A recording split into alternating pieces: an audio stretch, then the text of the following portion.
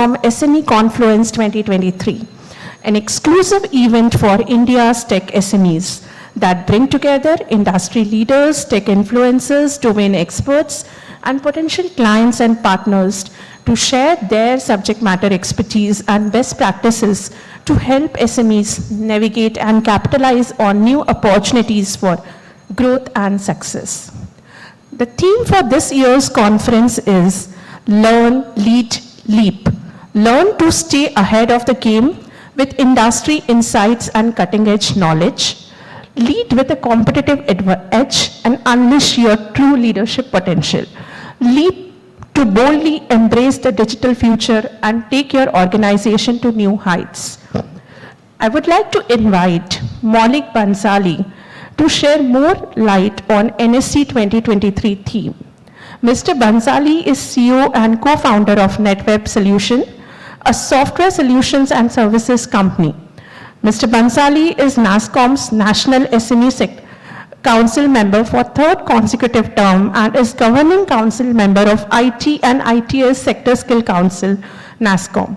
He is also convener of CII Central Gujarat Zone Digital Transformation Panel and founding member of TIE Vadodara, and is currently Senior Vice President for TIE Vadodara as well. I would like to welcome Mr. Bansali. Please welcome. Well, thank you, Amida. Great seeing everyone in person after a long 3 years, or 4 years, if I may say so. And what an exciting time we are in. Of course, what we have seen behind, all 3 years, 3.5 years, full of challenges, but opportunities as well. And therefore the theme of Learn, Lead, and Leap. So friends, I'm absolutely thrilled and excited to welcome you all on behalf of NASSCOM, NASSCOM's SME Council, my colleagues, my team here for NSC 2023. This is happening in Pune, and on 28th it will happen in Delhi as well. The theme, Learn, Lead, and Leap, is so relevant with us, to all of us today. What we have seen over the last 3 years, and even more so happening now with the global scenario and the macroeconomic situations that we are all going through and seeing, is gone are the days when we used to grow our businesses and generate wealth by perfecting the known things. These are the times when we are going to grow and generate and create wealth by seizing the unknown, right? And how do we do that? So therefore, the theme emphasizes very heavily, very strongly on learning to lead, learning new strategies, leading to innovate, leading to bring a change, because that's what you do, right? To be a part of the change is one thing, not just talking about it. And then of course, leaping in the future for the success and with success.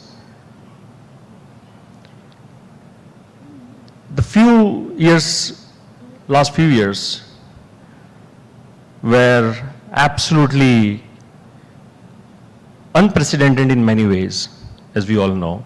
A lot of things that we did were also to start with crisis management, but then have gone into strategic management. For example, how our workforces are being handled and how do we manage them, right?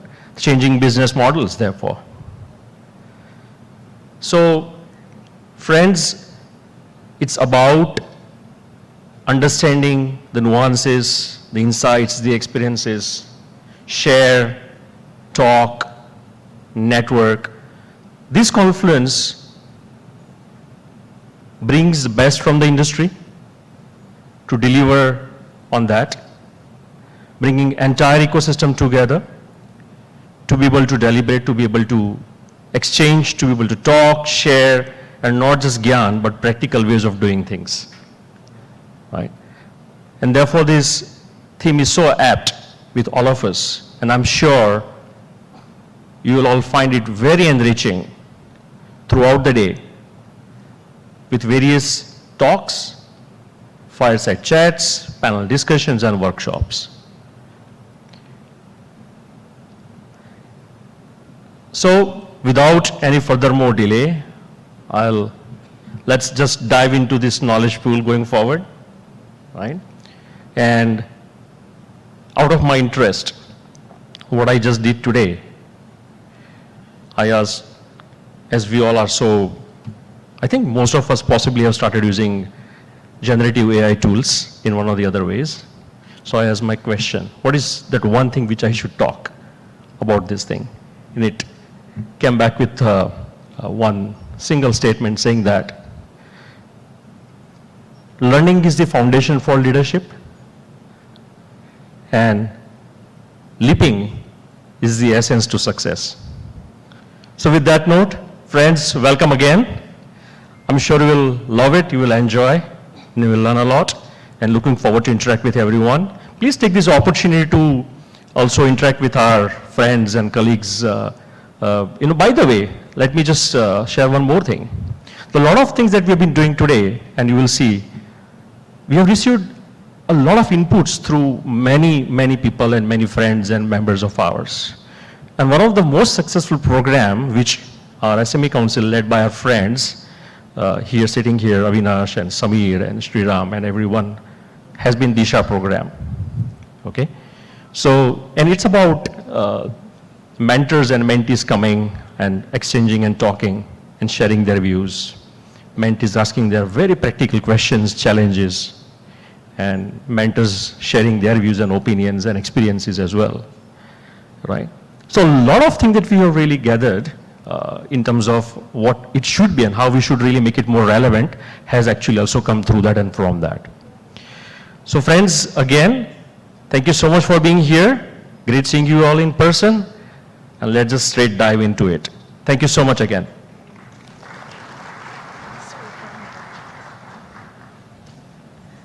Thank you, Mr. Bhansali, for the lightning address. And here is a small token of gratitude from our end, would like to present to you.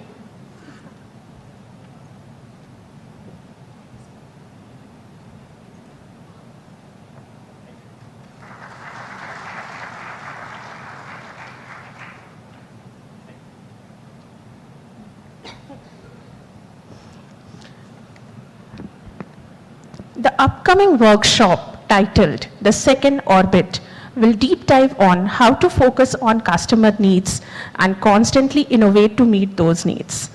This workshop will leave you with valuable insights to succeed in the fast-paced world of technology. And for this workshop, I would like to welcome Dr. Anand Deshpande, Founder, Chairman, and Managing Director, Persistent System Limited. Anand has been instrumental in overall leadership strategy and management of the company. You can not do my intro, that should be fine. Okay. Okay. So I would also like to invite Samir Jain, Founder and CEO of Net Solution, our digital consultancy and software development company. Over to you both to take it ahead.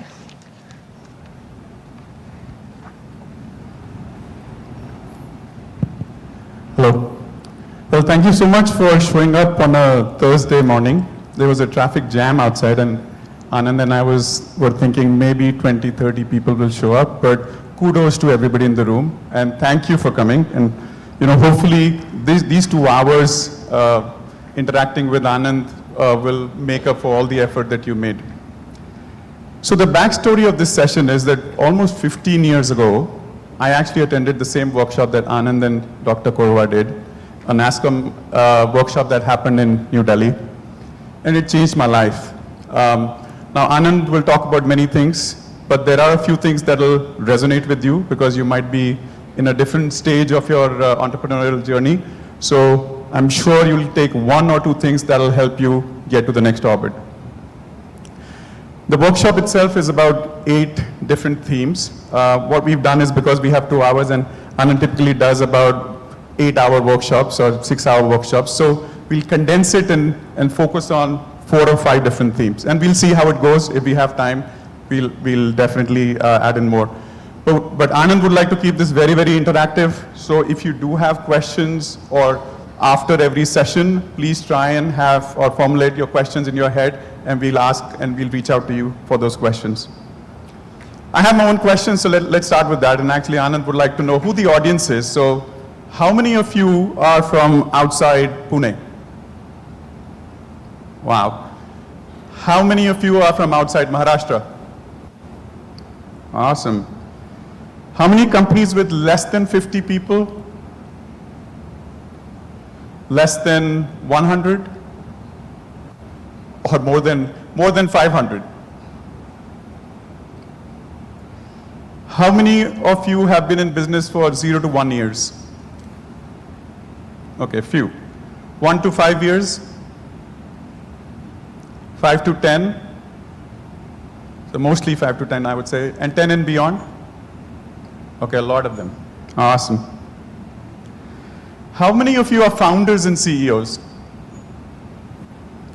Oh, that's amazing. So Anand's vision is that he wants to change 1,000 lives, 1,000 businesses, and grow 10x, go to the next orbit. And he wanted to know how many of you are here who are founders and CEOs who can actually make a difference to your companies. And that's a large percentage of you, so that's amazing. Okay, products. How many of you are in products? Okay, I'll assume the rest of you are in services, BPM or IT services. Okay, how many of you think you're stagnating, you're flatline growth?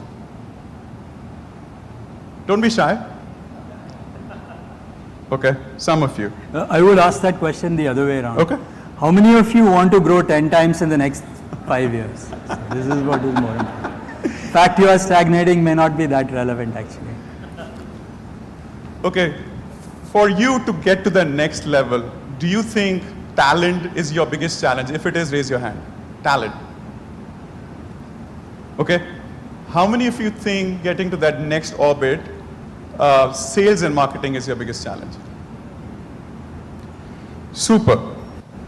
So with that, let me bring in the star of our morning's workshop, Anand Deshpande. Hi. He does this workshop with Dr. Ashok Korwar. He's unfortunately unwell and not joining. So Anand, 2 questions and then you can really start. First question, are you really out of persistent? I'd love to understand what's going on with you.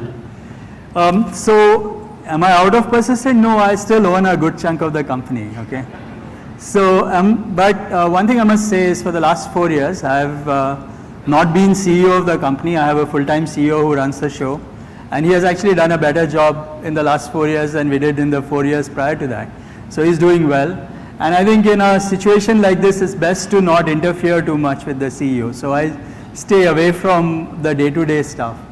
So what am I working on? So right now I'm working on 3 broad areas. I'll be happy to discuss that if we have time. One set is around entrepreneurship, and I have 2 programs I work on. One is called Deasra Foundation. So that's let me put this up so that you can see the.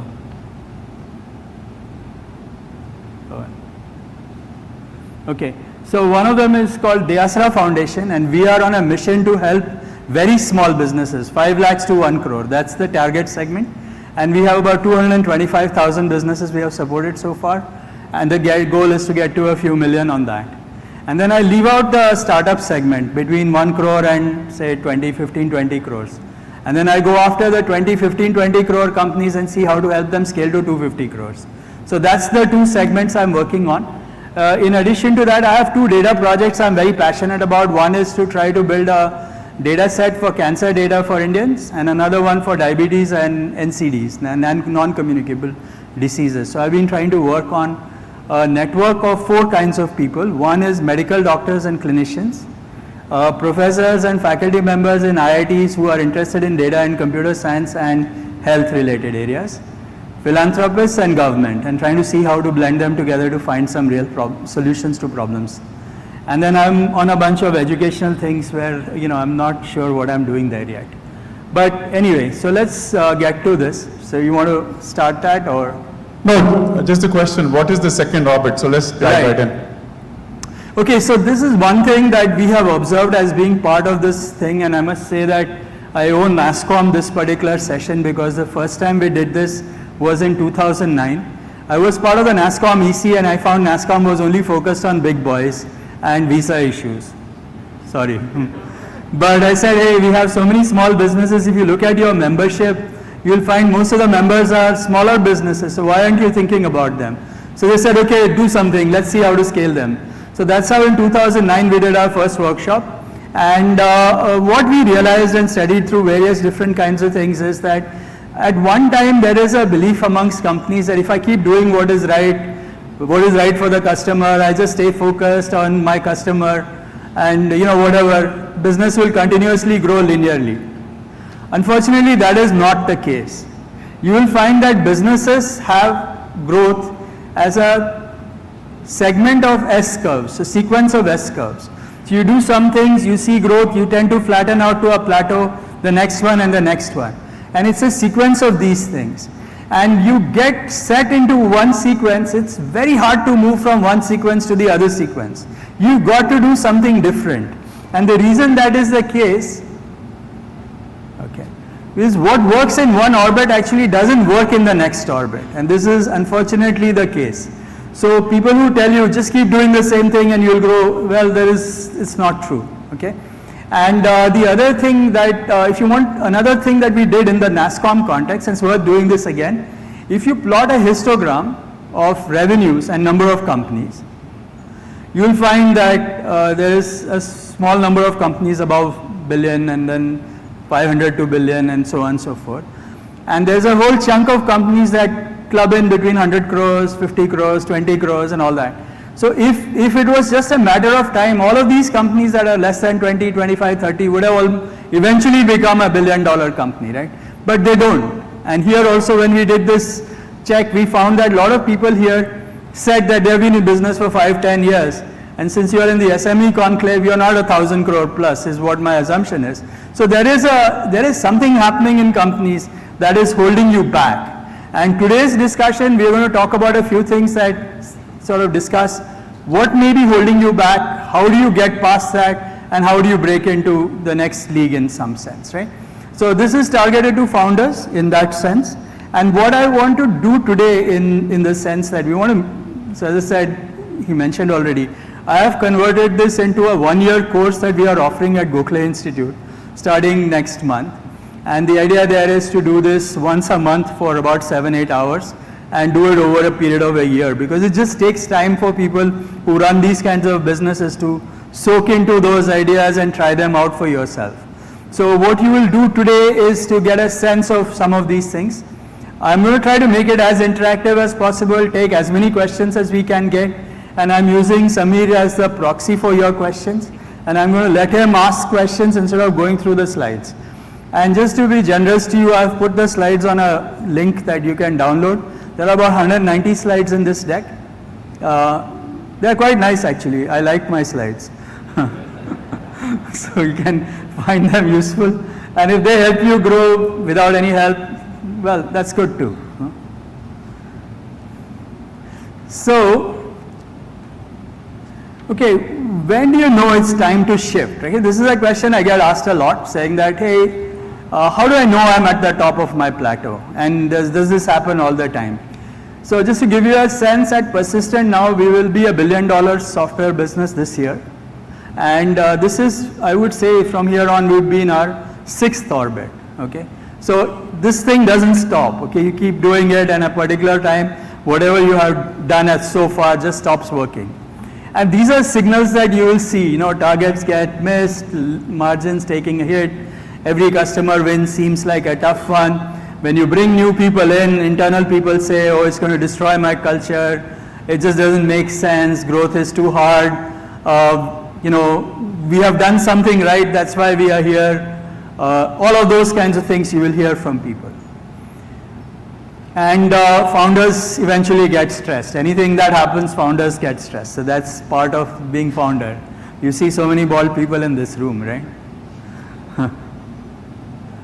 Hey man, this thing is going to be tough.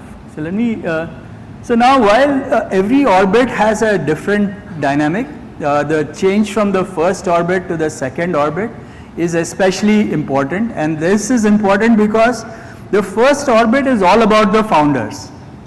It's the founders who do everything in the first orbit, pretty much is their company. But when you move to the second orbit, you have to move from my company to our company and figure out how to bring in management, team, professionalism, boards, all those kinds of things.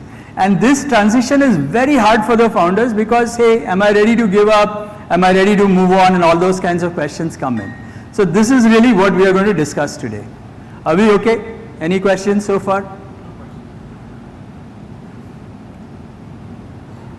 So, okay, let me ask you this question in a sense. I'm going to skip through a lot of these slides, but let me stop here and tell you what happens.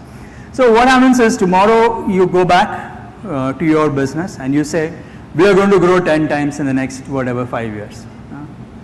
What will happen?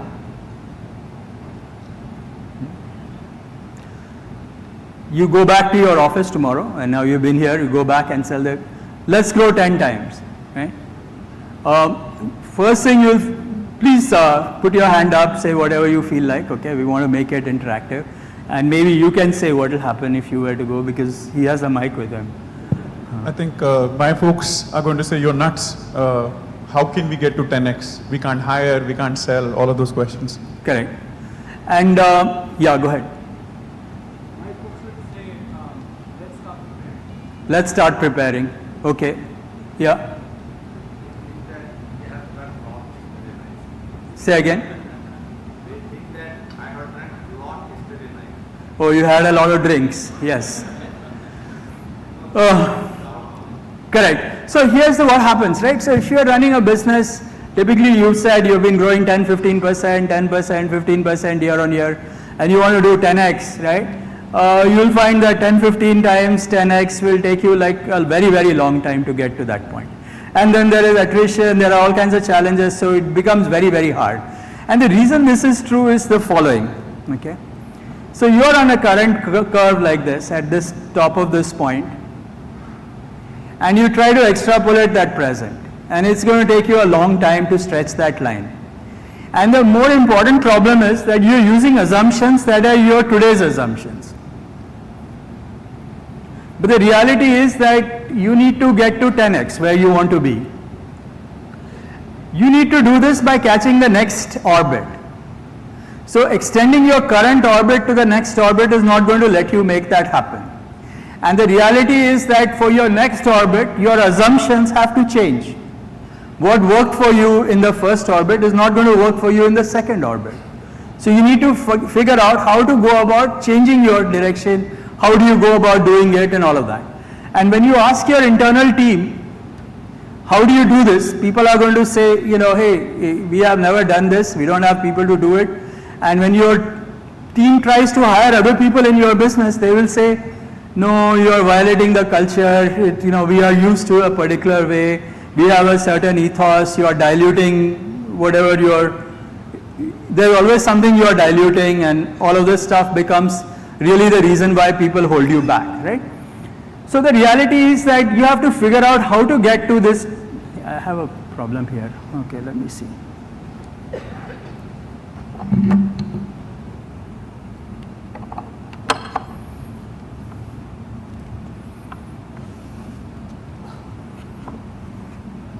Problem with my Bluetooth, this thing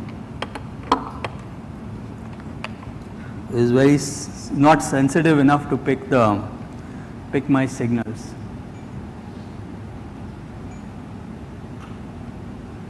Okay, so the key is, okay, so I'm going to just tell you how to do this very quickly, and then this is a long exercise, it takes a lot of time. But what I recommend to you is that, okay, you want to be 10x, you have to create a vision or a visualization of what your business at 10x looks like. All right? Instead of trying to see how to extrapolate from where you are to where you want to be, what you need to do is to do it the other way around. So think of what your business at 10 times might look like, involve your team in that whole exercise, and build a story of what your business at 10 times would look like in great amount of detail. Okay? Yeah, you had a question? No, not yet. But I think an important question is, why do you want to visualize your business? Where is the need? I mean, Right. It's a very good question. And what happens is that if you don't visualize and give a view of what the business might look like, internally people might say, yeah, I agree with you, but they don't believe you. They don't know what is going on. They will create unnecessary reasons to convince you, convince other people in the company that वो boss है, वो कुछ बोलता रहता है. He is another one of those, and then it's not going to go anywhere. So there's a lot of resistance that you'll get from within the people inside the company. So one idea is that we found to be quite useful is, build a really nice vision of how it looks like, make a movie maybe of what your business might look like at 10 times. Another thing that you can do is, there are these kind of things that you can get online, where you can go online and build say a Business Today article of where you have been profiled for having done a great job to grow 10 times. What would that article look like? So write that whole story down, make a video film of what your business is at 10x the size, create a website of your business at 10 times your size. So make it really, really real for people, okay? And create that thing that if you have a business at that size, this is how it would look and feel. Okay, when you do that, it actually gets people a little more energized. They feel like, okay, maybe this is something, you do it. And you of course don't do this all alone, you do it with your team and all of that. And you figure out how to go about setting all this up, and then that's very useful actually to do this, right? And that's what is the exercise that is worth doing. I'll give a moment for you to reflect on this thing, because I think this is very powerful, very important, but incredibly hard to do. can we get the mic there, please? Yeah. Yeah. So, in a product company also, you would want to visualize what your business at 10 times the size would look like. And you should be asking hard questions, okay? It's not just a pie in the sky exercise. You have to ask hard questions. Excuse me, sorry. So you have to be able to ask that, okay, if I grew 10x my product, do I have enough product to sell? Do I have enough people to sell? Do I have enough regions where this will do? Is there a market for my product that can really make that sale happen? So, it should sound very realistic. You don't want to be in a situation where you are building something which just can't exist, okay? Meaning, it has to feel real, meaning it has to feel a sense of how many people would you have in that business, how many regions would you have, where would it go, and all of that stuff. But the key to doing this is to not necessarily extrapolate from where you are today. Okay, think out of the box. Yeah, there'll be some gaps here and there, but at least you'll have a vision of where you need to go. And it's not a plan, it's a vision or a view of where you want to be. It's not a plan of how to get from 1x to 10x. It's a view of what 10x might look like. If you were to be a 10x company, what would that look like? Can I quickly ask this question? Yeah, sure. How did you do this at Persistent, maybe before and after state? I've done this a few times in the company, pretty much like this. And my CEO who took over right now, he did it in a slightly different way. So we were running at $500 million, he created $1 billion. What would persistent at billion look like? So instead of doing it in terms of 10x, he said 2x. But he created a whole story around that and said we are going after that particular number. When I was 30, I did this for about 100 million at a time. At that point, 10x just didn't seem made sense. So we started with 3x. And that itself was a point where we got it in. And one of the things that I did tell people very clearly is that, hey, we are doing this. I had a few people who had agreed with me that we are going to do it. And we also said to people that if you don't feel you are part of this, you should leave. Not that people left, but it was a clear indication that, hey, we are doing this. So now don't tell me why it can't be done. Just tell me if you are with me in doing this or not. Okay. Yeah, Hanuman. For a founder who's running a 100 crore company, Correct. is it easy to visualize a company of 1,000 crores? Are there enough tools and mechanisms in that vision building, or do you need external help? Or in the first place, when you are doing something like this, do you model it around another company like that? So lots of questions, but very, very, very important ones. So let me tell you the first thing that is very important in the question you asked is that how can a founder who's running a 100 crore company even imagine what a 1,000 crore company looks like? A good question. Actually, the worst thing is most people in your company don't believe that you would want to grow to 100 crores. I mean, you can imagine. The point is, if you go out and show the view of that, hey, I'm interested in being a 1,000 crore company, all of a sudden people in your company will say, oh, this guy is serious now. Something has gone wrong or something has happened, right? He's been running the company for so long. Every time I go to him with a new proposal, he shoots it down. All this other stuff happens. All of a sudden, this guy is saying 1,000. So must be something is going on. So first thing, you saying that you are even looking at that as an option and you're very serious about it and how serious you are will really help. Okay. So that's one thing. Second thing, do you use consultants? You can use consultants, but I'm personally not a big fan of using big consultants on things. This is something you have to do yourself.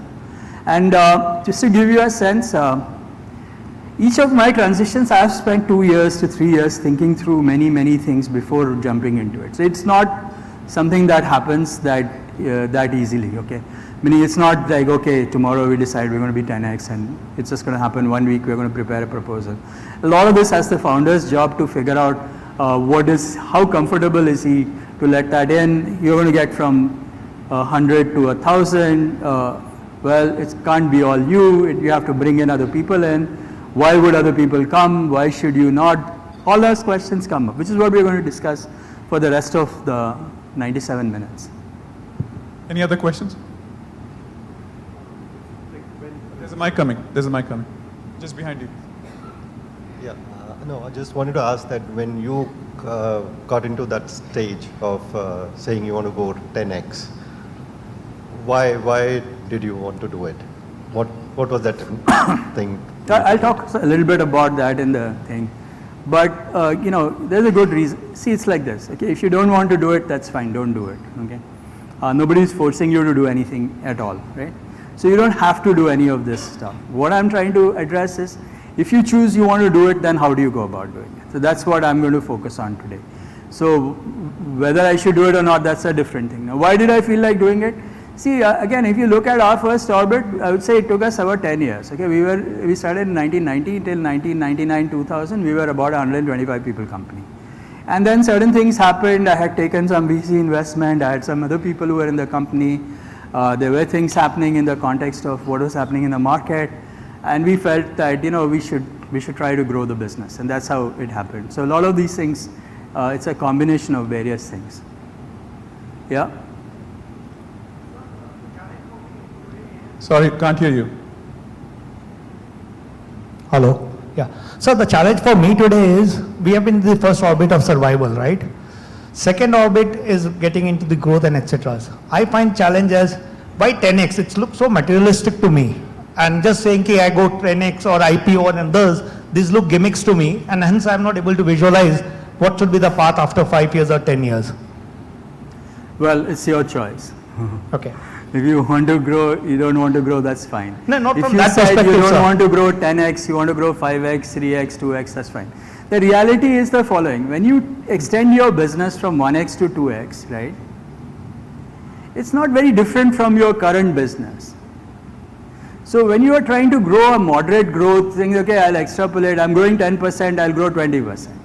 It doesn't change your dynamics at all. And it's very difficult to do that actually. In fact, it's much harder to do that than to say, let me start with some clean slate of assumptions and think of different ways to get to that point. Okay, so that's really where it is. Let me move to the next one. We have There's quite a just few one things. other question. Yeah, take it. Actually, I have like two questions here. When it comes to growth, its general thought comes into mind of a SME. Here I'm like. No, sorry. Yeah. So when it comes to growth, one doubt comes that if I grow, my margin will suffer, like my profitability will go down. That general thought comes. So what do you think about Actually, that? it's if you find evidence, actually you'll find larger companies are more profitable than smaller companies. One. Second, large companies have more profits because you're on a larger base. So you have more money at the end of it than you have on smaller businesses. So if you look at IT companies right now, the largest ones, the TCS and Infosys, have the best margins in the market. Because you get economies of scale, you are able to get much more resilience, bigger customers are willing to work with you, more people are willing to join your company. So all of these good things happen because you are at a certain size. At a small size, people are worried that ये एक और लाला company है, मेरा क्या होगा, right? So that's a very, very legitimate fear that all people who join very small businesses are always worried about that. And just second extension that especially in service sector, if we have some good international template of business model, means can we utilize it and Indianize it? Yeah, sure. especially in service sector? You can always use templates, and we'll talk through a little bit of that. Again, you know, as I said, I run a one-year course, or planning to run a one-year course on this topic. Okay, it's a very, very important topic. I'm going to give you a glimpse of a few things, and Samir is nudging me right now, so I'm going to sort of keep moving a bit. Yes, Samir. I think one thing that really helped me was that, I mean, to answer that gentleman's question, is that I started losing people when I was smaller, and I had no choice but to grow. Sometimes, there were times I couldn't visualize that I needed to grow. And also the other thing that I read, which was really, really useful for me, is that it takes the same amount of time to set up a coffee shop in a corner or a coffee shop in every corner. So the amount of time is the same. So it is your visualization. How much do you want to visualize? How much do you want to grow to keep adding more people, etc. So I think it's totally a visualization thing. And once you actually transcend that, then you know, you can get on to the next level. Okay, I'm going to very quickly share one tool that Ashok is. So quick question, because I think they're on the clock. Yes, so yes. Go ahead. Hi, good morning, Dr. Anand. Over here on your right. Yeah. Okay. Yeah. So I'm Aditya, and I work for LinkedIn. I lead the West, business for LinkedIn Talent Solutions. So this question is. Well, you are too big for this particular session. You are on 10th orbit. I'm happy to connect with everyone, post the session in the networking time. But yeah, you spoke about Road to 10x. So my question is around the talent needs, right? When this discussion is going on, what would be the priority for you? Yeah, let's talk about that later. I'm not focused on that right now. I'll come to that. Let's take the ladies' question and then we'll end this session. Thank you. So Samir sir said that we have this block that stops us from visualization. Do you have any tips on how we can transcend that and actually visualize? A lot of tips, but today I'll not share them at the moment, because by the time we get to the end of it, we can come back to that question if it's still bothering you.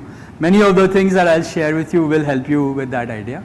But the whole point is that, dream a little bit, think of what it might look like, what does it feel like to be a big company, look at other companies that size, say, I wish I were like this or like that, and try to do some more analysis of some company that you'll find. Let's say you're a 10 crore company, find a 100 crore company, look at their P&L, look at their balance sheet, look at all the data they have, look at how many people they have, all of that stuff. You can use LinkedIn to do that. And it'll give you a lot of information on exactly what that is. So you'll get a sense on what kind of companies those are, look at their markets, things like that, right? And the point is, you can do this in your own mind, but that is not good enough is what I'm trying to tell you. Create a view, let the whole team feel like, okay, we are going at it. Okay, that's the summary of it. Sorry. Okay, let me go to the next item. So this is something that Ashok does a lot. He is a trained guy on this topic. But I'm going to give you a very 5-minute overview of what may be holding you back. Okay, so there's a concept called theory of constraints, and this comes from Goldratt, who was he's an Israeli guy who did a lot of work in this topic. He used it for manufacturing quite a bit, but I find this very useful as an exercise in this kind of a context as well. And he has many books. Okay, the most famous one is a book called Goal. And then there are lots of other books that he has written, okay?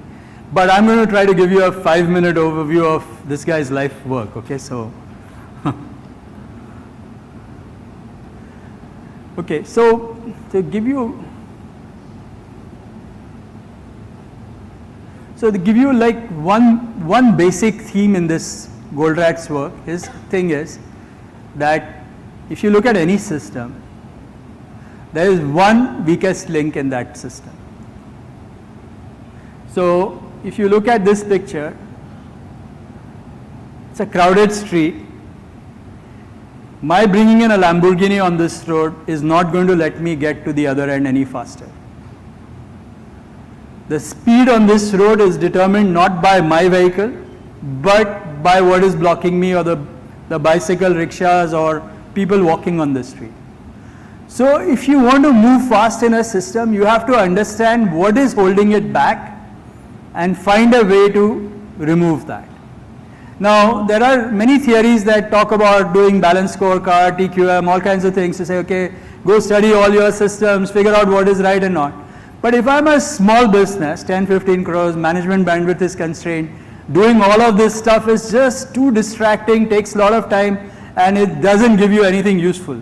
So the simplest thing to do is to get your management team in one room and say, what is it that is holding me back from growing 10x? One single thing, very important. Not many things, one single thing that is holding me to come back. Now, if I can find the constraint, what is the constraint telling me? Constraint is telling me that if there is a constraint, constraint is also a lever. If I fix that constraint, I should grow 10x, or I should start to see velocity increasing. So finding out that one single thing in your business that is holding you back, so that if I add more to it, it will automatically open up your situation, is what you are looking for. And that is what theory of constraints is all about. Okay. So with that preamble, I'm going to share with you a few ideas here.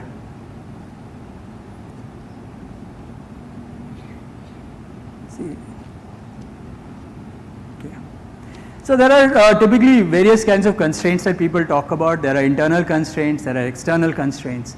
External constraint is that I don't have any market to sell. Most people in this kind of context don't have an external constraint, is my opinion.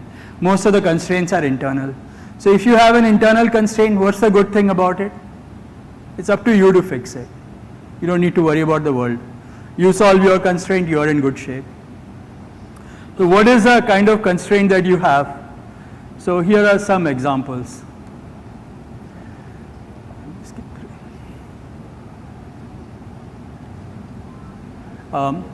Anyway, these are more Ashok slides, but let me just say that internal constraints can be all kinds of things, such as, you might have things like, oh, I hire only these kinds of people.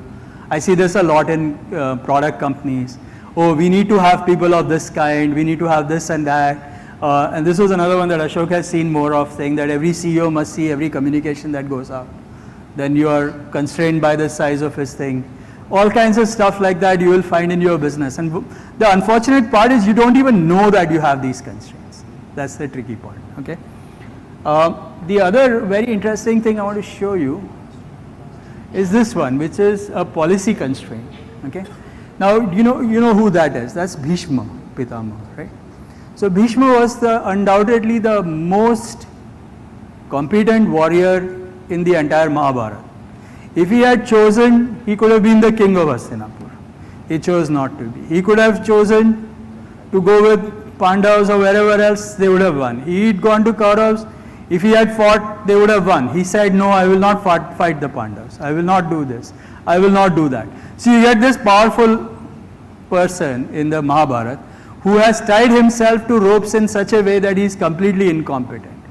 What you will find in your business is something like this could be happening in your own business, where you, the founder, or someone else like that, is capable of doing many things, but has decided for various reasons, such as those policy constraints that I shared with you, to not let you grow.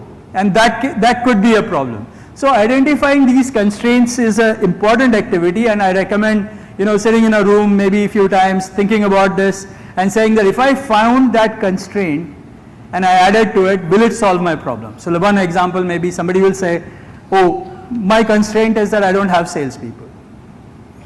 Okay, so go hire salespeople. Then how many would you hire? So two salespeople. So why 2? Why not 20? If I added 20, would it go 10x? 20, if 2x is going to grow x, why not 10x? Well, no, because I don't know what to sell. So maybe that's your constraint. Figure out how to sell, then you can ask more people to come in. So the idea is that if you find that that is a constraint, by fixing that constraint, you should automatically see that there is momentum happening in your business. Okay. Again, I just want to get to the last one here, and then Okay, this is basically what it is. Depends on your business model. Use common sense. Don't have to have consultants to do this. You should know what your constraint is in a way. If you push yourselves a little hard. And if I strengthen that function, will the throughput go up? That's really the key that you are trying to find out. And this is how he says is the process. First, you find the constraint. The second thing he will say is squeeze most out of the constraint. What does that mean is that you use your existing systems, rearrange people who may be moving too fast to work on those problems which are slow. Make sure those people who are supposed to do the job, who are the constraint, are not being overloaded with all kinds of other things. Like for example, if you say your salespeople are your constraint, then make sure your sales guys are selling all the time. They are not spending all the time trying to put in reports, filling in forms, taking the CEO around, all kinds of stuff, right? So if you think through it, saying that if that's the constraint, then how do I make sure that people who are on that job are super efficient and are doing as much as they can on that particular constraint? So that's the second one. Squeeze the most out of that constraint. Subordinate everything else in the company to help those guys to say, okay, let's say we'll help you with lead generation, we'll help you writing letters, whatever else. Just go push, right? So we'll see if that is going to fix it. Once I figure out that that's what is happening, elevate the capacity of the constraint, meaning bring more people in to address that particular problem. And once that happens, that constraint should shift to somewhere else. Now when it shifts somewhere else, go back, identify the next one, and keep repeating. This is a very simple exercise actually. It's a little intuitive to say there's one constraint. People will come back and say I have 5 constraints, but then that defeats the point. You have to find that one constraint. So since you said you used it a lot, Samir, what was the constraint you found? So 2 anecdotes. The first one about identifying that constraint. So I was in that workshop, the one in 2009 that you talked about. And I went about thinking, what was my constraint in the business? It was salespeople. We didn't have salespeople. And to make that sales, I just wanted to ensure that we had those people in place. But I realized that my problem wasn't the salespeople. My problem was hiring salespeople, which means I needed a stronger talent acquisition team. That was the problem. So what I did was actually focused on hiring a very strong TA head. And within the first year, I mean, not only did we have the salespersons that we were talking about, but also ended up hiring about 80 people. And I come from Chandigarh, and everyone said no one can hire people in Chandigarh, but I was able to. So instead of the salesperson, it was the talent acquisition team, which was a problem.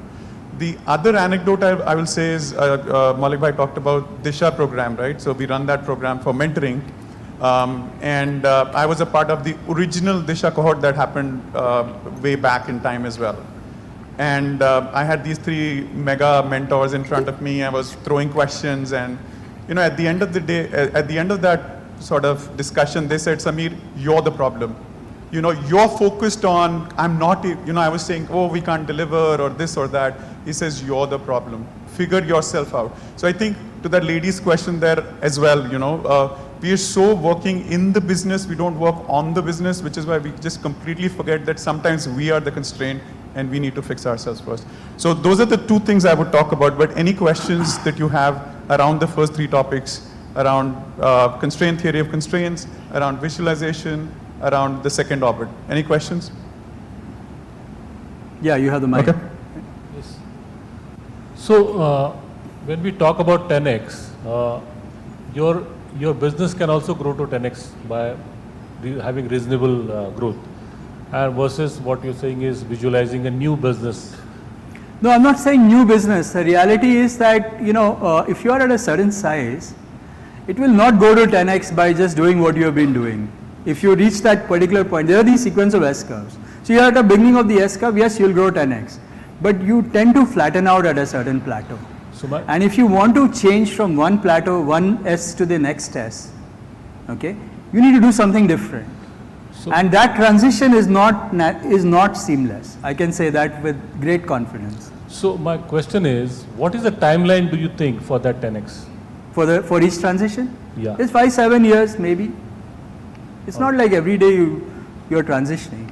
It takes 5 to 7 years at every stage. Sometimes maybe a little longer also. It depends on the business and depends on the team that you have in the business.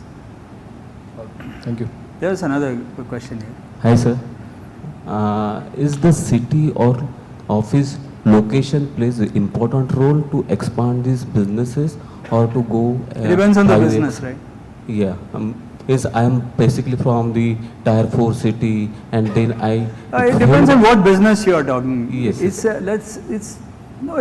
Hiring is the challenge. Then I shifted over here in Hinjawadi. Then I got the people, and then I shifted directly to the 10x. Now my aim is Actually, let me suggest the following, okay, regarding questions. Let me tell you what I'm going to do today. And then please ask me questions in the segment of that question. That way we'll get a very meaningful conversation to happen, okay? So let me tell you what segments I have here today.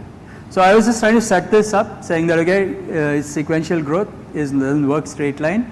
You have to do sequence of S curves. First orbit to second orbit is hard. First orbit to second orbit transition is about mindset, people and all of that stuff. How do you do it? You visualize and then you figure out a way to realize. So far we have gone there.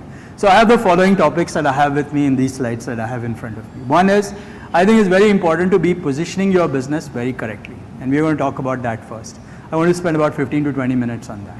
Next, I want to talk about, at Sameer's request, and a lot of this is from yesterday, is to say, how should you build a sales team?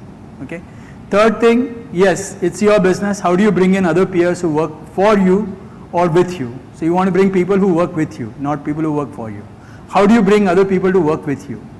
Then I want to talk about governance. How do you bring in boards, mentors, other things to help you create a business that can grow, okay? I have a few segments on how to exit your business, okay?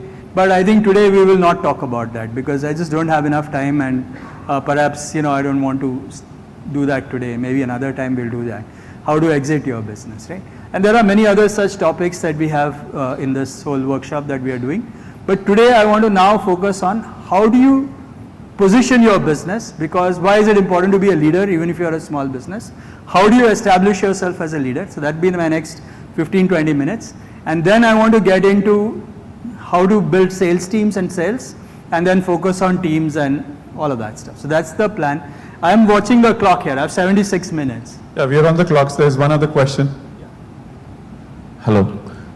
Sir, when we started in 2014, customers were looking for some consultant, time and material basis. But after 5-6 years, customers was looking for the vendor, single vendor, who can do multiple things. And in this scenario, when we are small and customer is expecting... Yeah, I'm going to talk about that. I got your question. We'll answer that question. Okay, let me just get into the next bit. Okay, so reality is that... hey man, I need to invest in a better clicker, I guess. Okay. So reality is that, it helps to be a leader. Nobody likes to work with who is not a leader. Okay.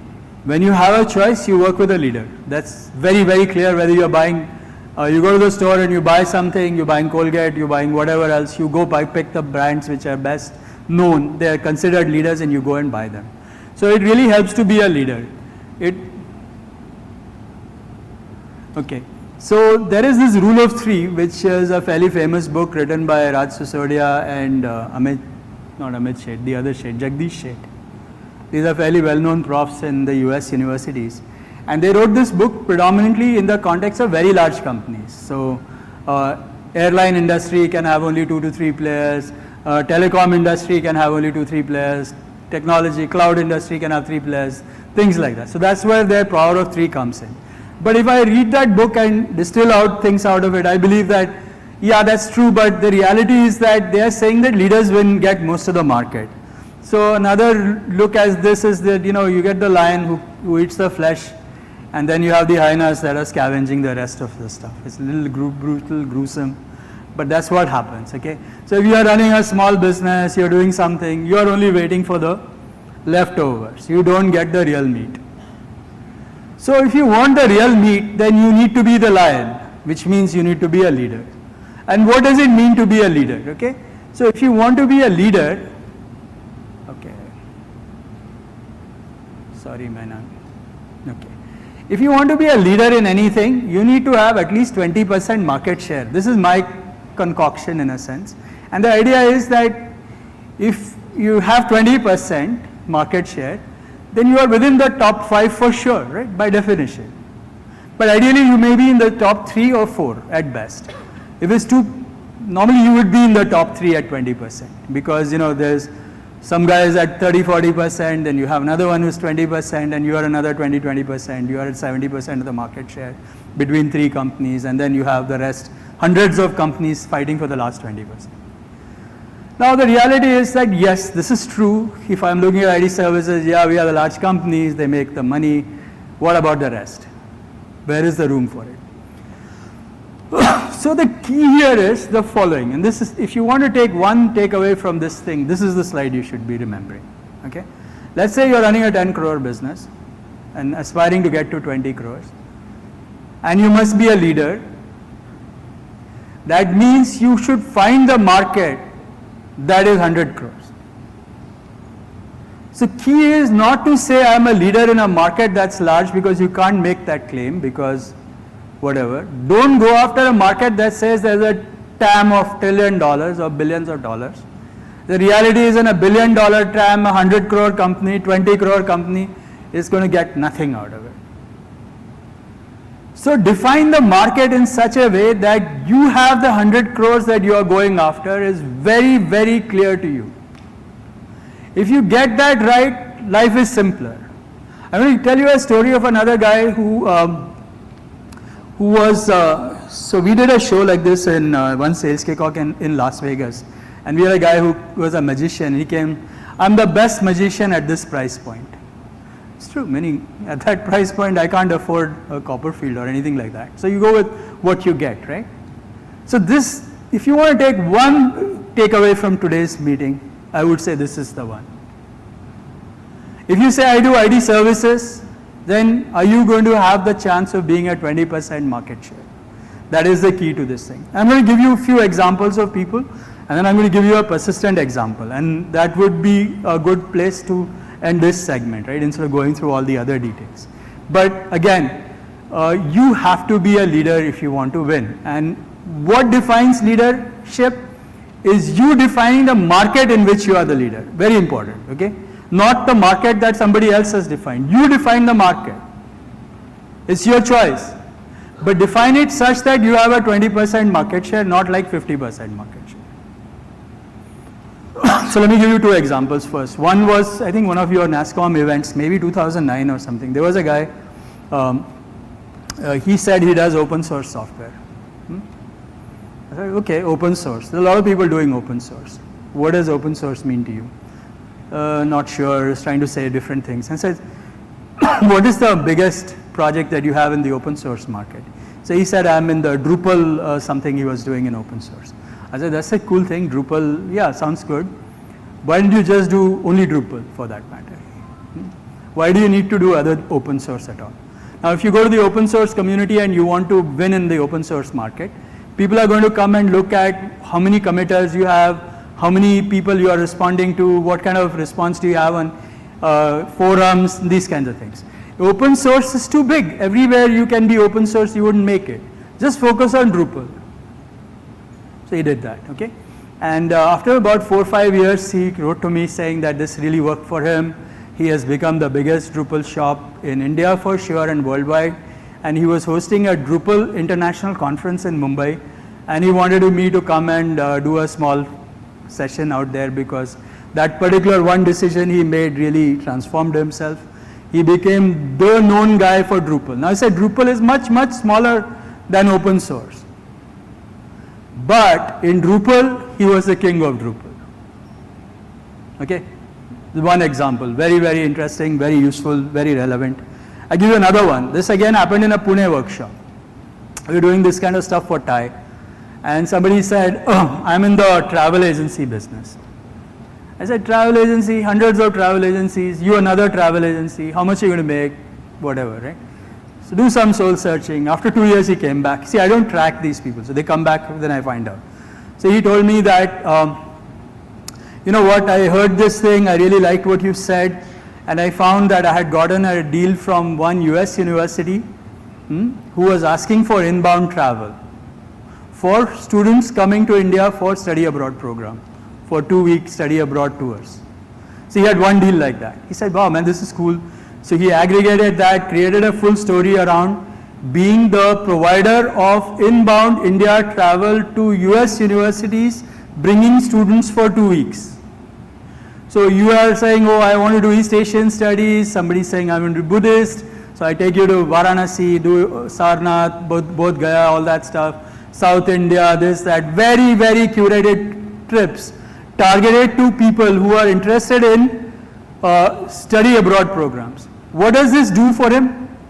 The total universe of potential market customers that he has now is all US universities who have a study abroad program which includes India in it.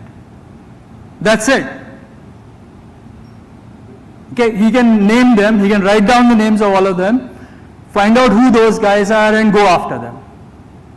Second, what happens to pricing? Okay, am I cutting on, make my trip is giving me so much, you are giving me so much, 1.5%, airline screwing you, something went wrong, this, that, other stuff. Selling one ticket at a time, making a little bit of here, a little bit there. Now I'm going to sell to this guy and say, man, you can buy tickets, you can buy travel, you can buy bus, you can buy rickshaw, this. I set arrangements with professors who are going to take you around, all of that stuff. One-stop shop for the entire service. Am I arguing on price, on what is the tickets, what is this and not? Absolutely not, right? I am in a very, very different game completely.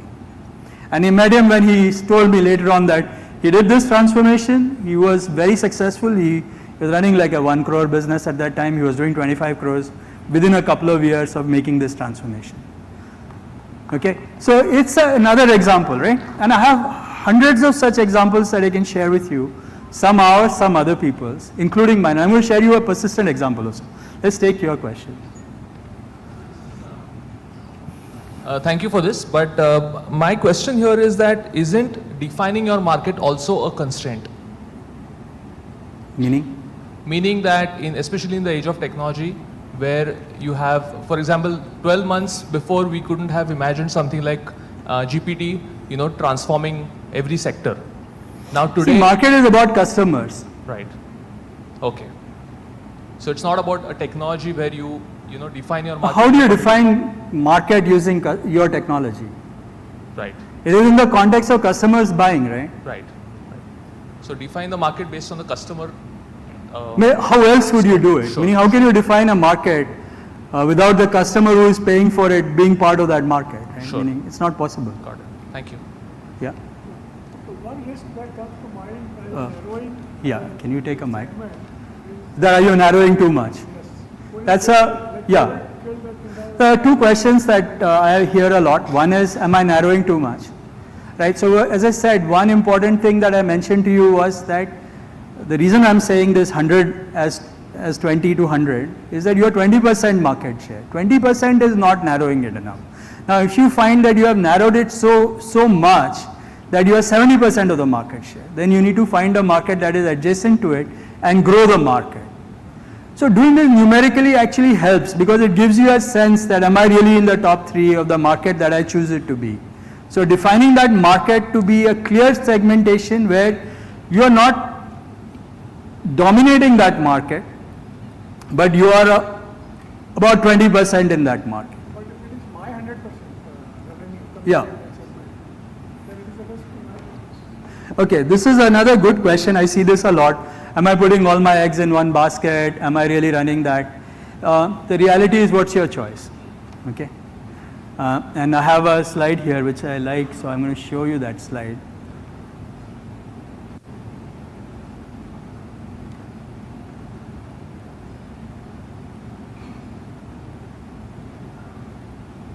Okay. So you have many rabbits. Try catching 2 of them. It's too hard. I have management constraint. I have only so much I can do. So my chance of winning improves significantly. One, if I know my offering, I know my market, I know my customers, and I have a systematic plan to go after them. I know why I win, I know who my competition is, I know how to beat them out.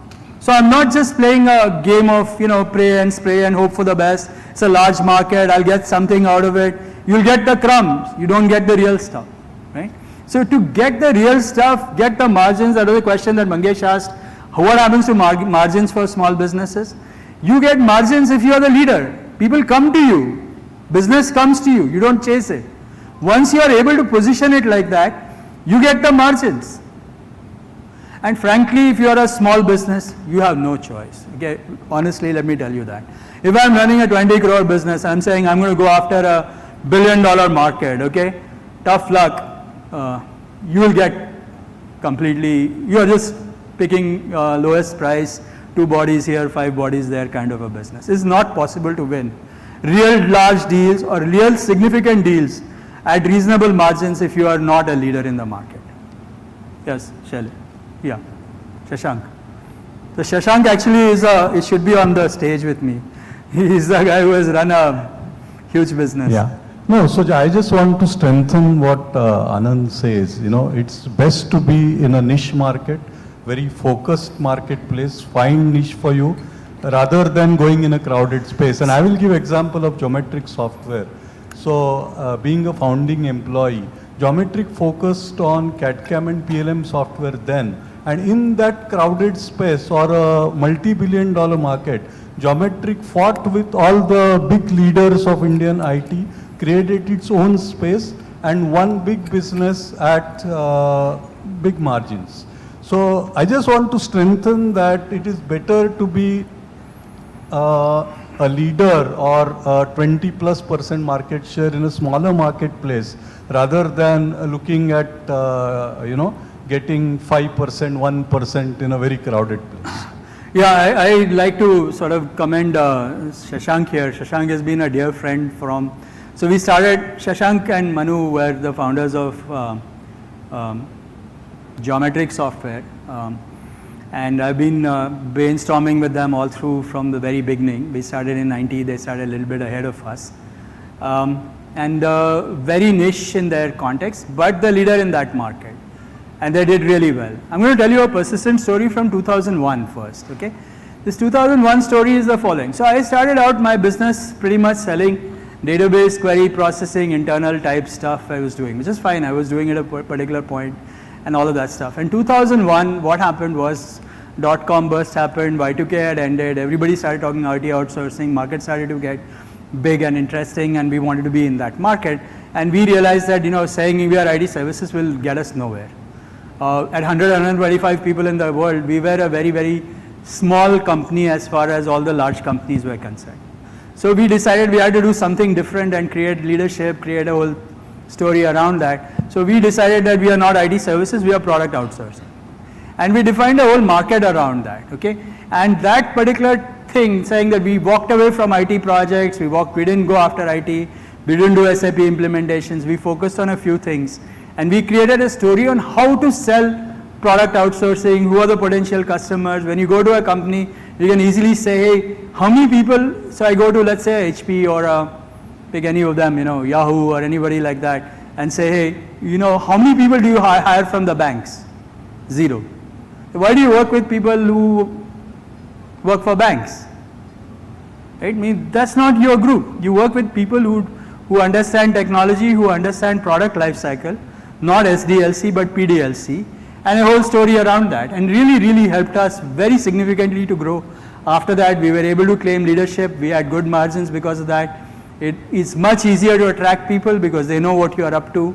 It's much easier to attract customers when customers in your segment talk to each other, they know you, they talk about you. There are a lot of benefits of being a leader in a market, even though the market is small. Okay? So you want to take one message back for yourself. Think through this very, very carefully. If you can be a leader in your market, nothing like it. Yeah? Experimenting with the niche because... Can you use a mic, please? Hello. Yeah, Anand, any stories on experimenting with the niche? Because it may be easier said than done, because it may be possible that you may fail to select the correct niche and you may realize it after say 1 year, 2 years or 3 years. So any stories on that and something like that? is possible. and So yeah, I happens. mean, it is very important to figure out if you have a niche that works, if you have the niche that is going to help you get to the right place and all that. So absolutely, it's not something that's that easy to do, but frankly, you have no other option, is what I'm trying to tell you. And there are many examples of niche products in non-IT areas, and I have case studies on people like, say, Paperboard or many other companies that have sort of gone after big markets, but all started with a smaller starting point than anything else. I want to show you two examples here and then get back to that. So if you look at Amazon, for example, or you look at Facebook or Apple, these are the largest companies that we talk about. You look at Amazon, it started off just books. They established leadership in books and then went after it. Facebook started with colleges and then went after the rest of the market. So what you do is you find the niche, create leadership, expand the market. That's the playbook. There's a question there. This is Krishnakant from Bookmatic Private Limited. I'm the CTO and founder of the company. So we are talking about niche markets and creating the market and being the leader, precisely so. Firstly, I mean, this is two related questions regarding a single question. The tricky part is, firstly, how important do you feel if you have a USP, how important the USP becomes to, rather than identifying a niche market, creating a niche market with the help of a USP. And the related question is, sometimes when you talk about the USP, talk about the investors, talk about the customers, it's a tricky part, because when you say it's a USP, then probably someone has not done it before. And if someone has not done it before, then there is skepticism around the whole concept. And for a startup like us, it becomes a catch-22 situation. So how would you, your views on that? So first thing I would do, the USP also needs to be in the context of the market, okay? Trying to define that I'm going to build, rocket ship to go to the moon.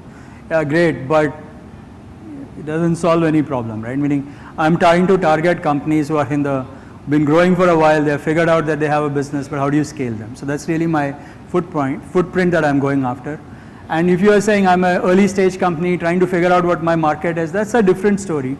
So that may be appropriate for the first orbit, but in the second orbit, it's about productionizing what you already have, building a machine out of what you already have. So that's really where I'm focused on.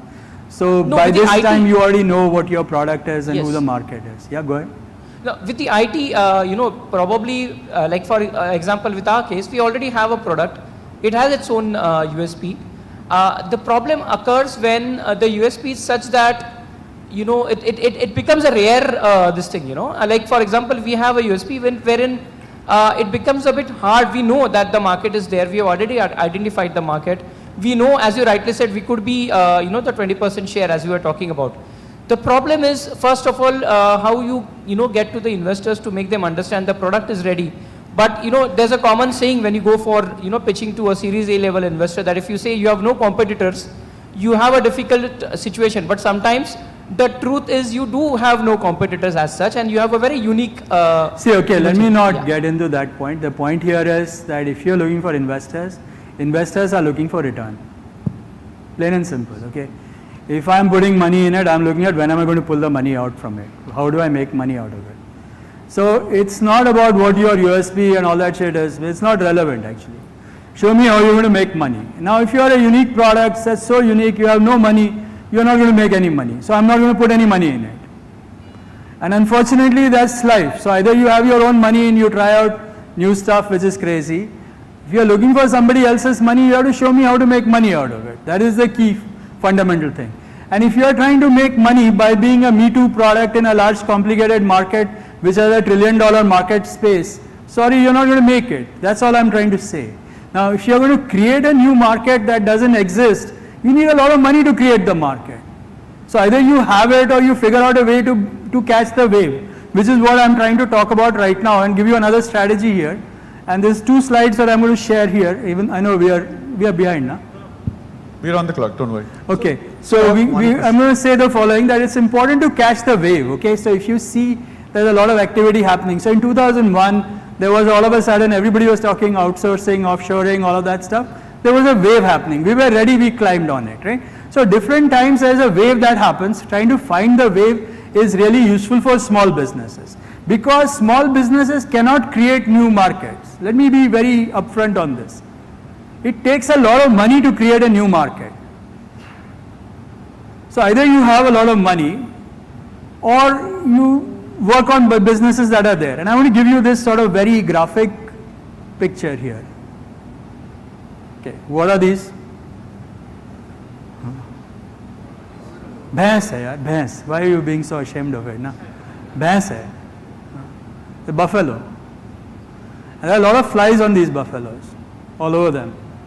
So imagine yourself to be one of those flies, find the buffalo that's moving and go with it. And if that buffalo doesn't move, move to another buffalo. Okay? This is a very, very effective strategy.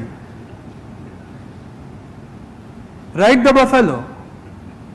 Don't try to create the market. Let the buffalo do that for you.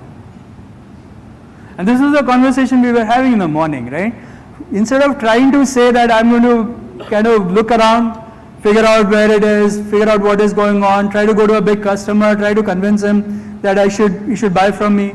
Find a partner who's selling there, ride on the partner, and he should take you in, and once you are in, then you do other things.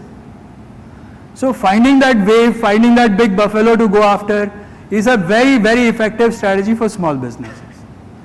And it requires investment to sort of think about which one is. Now if the buffalo is too big, so everyone wants to be a Microsoft partner. Now how many Microsoft partners are there? Hundreds of them. So you are one of them. Why would they take you to a customer? Good question, right?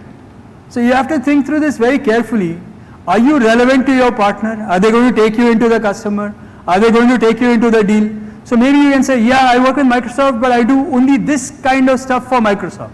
So anybody who's taking that, they're going to take me along with me. So whatever it is, right, you have a product that kind of says, oh, I have this product that is in the sales automation space. Who else is in the sales automation? Salesforce. Okay, can I tag along with them? Okay, you have a product that says, okay, it's very important for professional services companies like you said. What else is in that thing? Maybe I need to tag along with something else so that people are not trying to say, oh, this thing is going to take a 3-month installation, 5 months of this and that, sales cycles are 1 year. I'm a small business, I cannot afford to have very long sales cycles. By definition, it's losing money in sales cycles. I need to have that bhains that goes along, I just ride with it, and when I get to the point, I do my thing. Okay, we have 6 minutes. Any questions, or we'll take a couple more slides? Go ahead. Mike here, please. Any other questions? 3 questions, 4 questions. So Anand, one of the things what you have told is let this gentleman go first, please. Just 1 sec. Sorry, here. In the context of market, there are 2 angles to it in terms of, let's say, an industry angle and the vertical around that, and another is the offering angle, as you mentioned around, let's say, Microsoft partnership being. Yeah, go focus on the buying decisions. When the buyer is buying, what's he thinking? That's what you need to think about. But in a market, when you want to find the niche market, let's say, the combination should be more focused where, let's say? No, it depends on what you are selling, right? But think from the point of view of the buyer making the decision.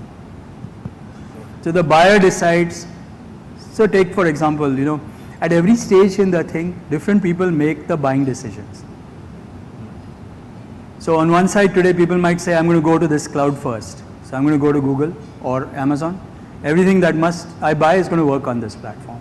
So then I need to be aligned to that. I need to be aligned to various other things. And then I can say my niche is on Amazon.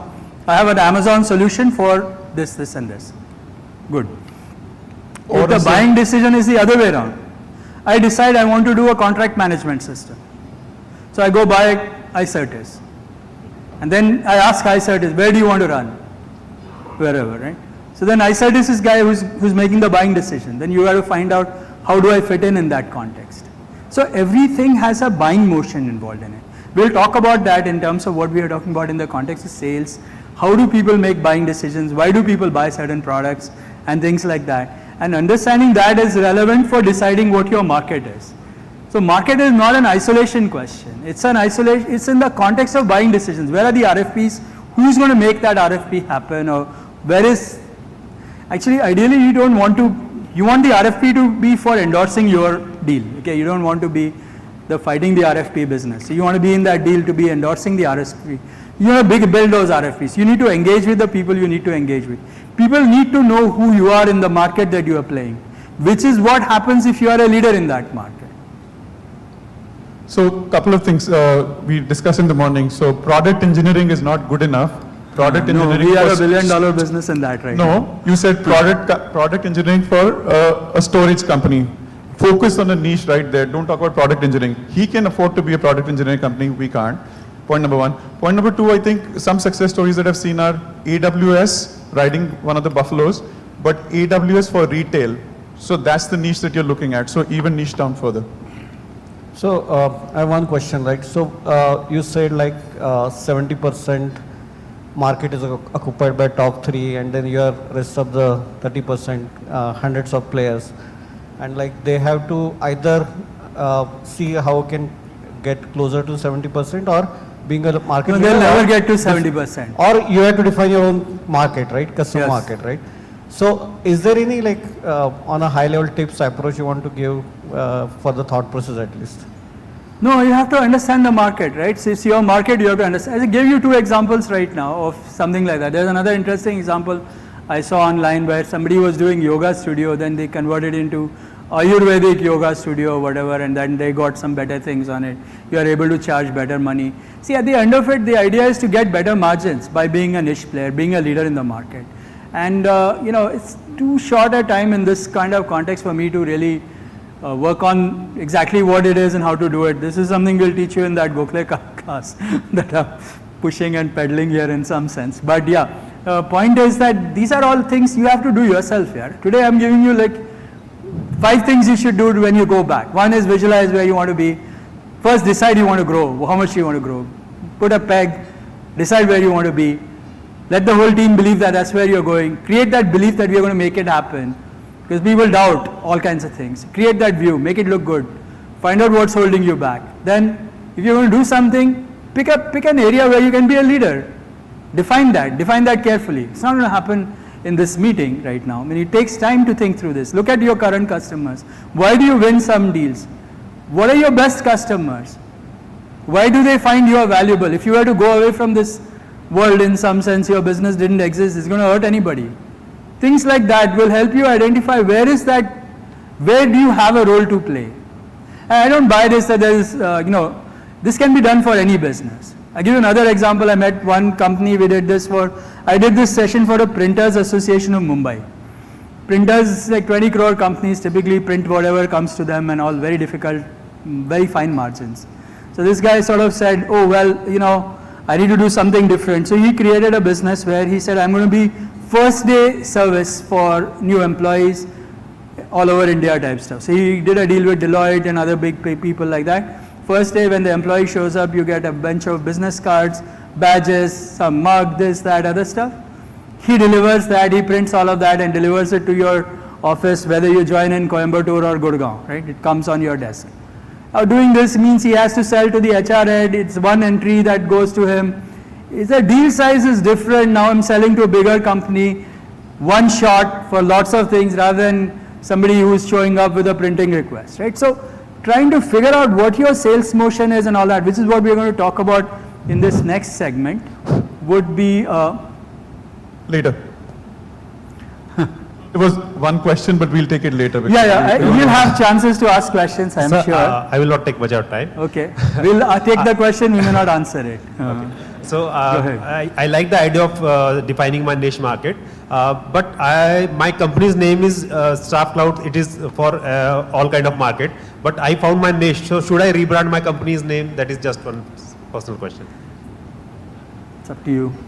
Yeah, you can do it, but because it will give very high value to that idea. Yeah, sure, you can do that. Yeah, thank you.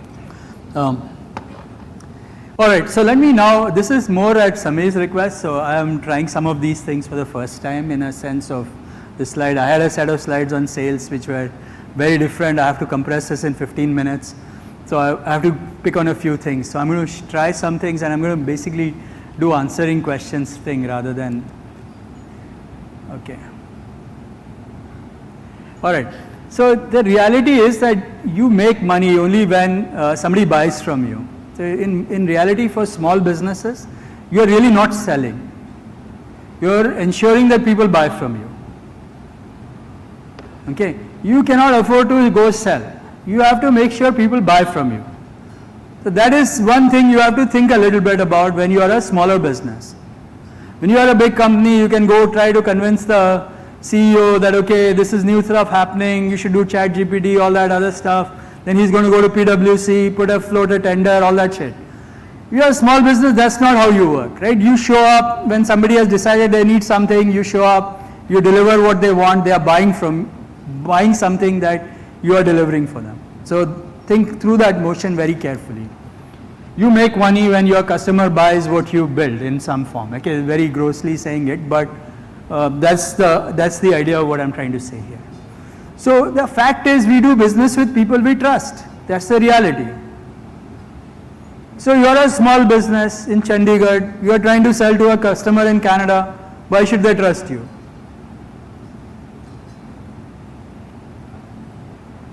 Right? You got to do something that can establish trust. How do you establish trust? If you are a smaller business running 20 crores, 25 crores, aspiring to wherever you want to get, how do you build trust? How do people realize that you are a trustworthy business? Think through this. I don't want to, again, I don't have enough time to walk through the ideas on what you can do, but the reality is that you really need to establish trust, and people should trust you to give business to you. This is just common sense. Even your dhobi you give kapda to, unless you trust the guy, you wouldn't give it to him. Okay, so how do you decide ye acha hai nahi hai? After all, it's all press karke wahi dikhta hai. How do you know? Acha padosi ke paas aata hai, uski dukaan hai. I can see that he looks fine, he's showered in the morning. Basic things like that, whatever it is. But a lot of recommendations. Somebody else says, you know, I've worked with him before, pados mein aata hai. Acha, he is working there? ठीक है, then do my thing also, right?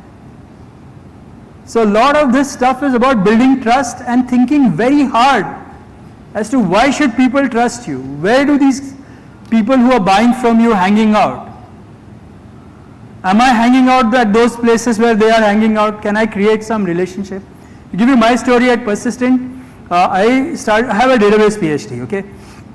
So there is a bunch of conferences in the database area, specifically called VLDB and SIGMOD. These are all the techies. Typically, CTOs of all large data companies hang out at these conferences. And from the very early days, grad school onwards, I've been hanging out at these conferences. So I can always use that network to get a meeting with the CTO at a company because some bhai log knows me, I know him, I've met him at some conference, some event, something like that. And once I get into the CTO of Microsoft listening to me, because I'm his friend or I met him at the conference, then he says, hey, this guy, yeah, let's have lunch, tick, opens doors, right? So a lot of doors open because of the network and who you know and the trust you are able to create and all of those things. Again, going back to that other first point that I said, why does it help to be a leader? When you are a leader, you'll have Gartner quadrants saying that you are a leader, people start to trust that. You'll have some magic box, people will know whatever. Even if you go to the leader, you know, I'm sure you do this too. When somebody goes, you go to the market and they ask you, and every customer likes to ask this question, even if it is to just ask you, who are your competitors? So who do you tell are your competitors? It's a very tricky question usually. He bataye, nahi bataye, bade bataye, chote. If they say something, then you might call them up. So are you getting named for what these kinds of things are? Are people like large companies and coming and say, no, don't talk to them, they're all niche players. They only do something for you. But TCS says, no, don't Persistent, no, they only do this stuff, we do the real stuff. That's good enough, man. If they said my name in their conversation, I have built trust on that network, right? Those are the kinds of things that are important to build trust. So if you sell because you have trust in the network. Okay, this is something that's very obvious, but I find a lot of people who are starting out businesses don't understand that deals happen when there is need, budget, authority, and timeline. So if you're not barking at the right tree, then sorry, you're not going to make the deal. It'll feel good and all of that stuff. Which is why I hate exhibitions. Okay, because you don't have need, budget, authority, and timeline. Okay. It's like you can create need, but the people who are there are only buyers, they are only sellers, and you don't, all this stuff, right? You have to find out how to create need or find out that there is a need. Very important. Without needs, small businesses will have difficulty in creating needs in new accounts. You can create new need in existing accounts for sure, or you have to create need in some form or the other. So if you bought Salesforce, then you need my product because quote to cash you will struggle and my product does it for you. Okay, so you know there is a need that got created. So need is very important. You're a small business, you have to ride the wave. You have to understand where the need is, who has the budget, who has the authority and timeline. Otherwise, we are wasting time. We as small businesses don't have time to waste in all these kinds of frivolous, come tomorrow, ye dikhao, demo dikhao, ye karo, cha, next week. There's no time. Every time you spend, your founder, CEO spending time in doing all this stuff is waste of time. So you have to understand this very carefully.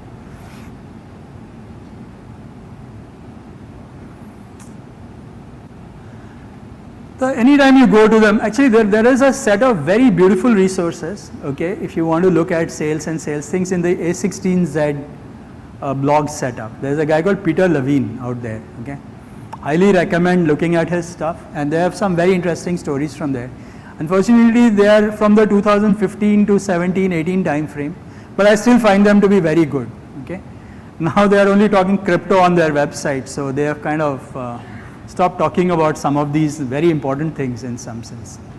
But this is the three questions that you should, why should I buy anything now? That's what customers will ask you.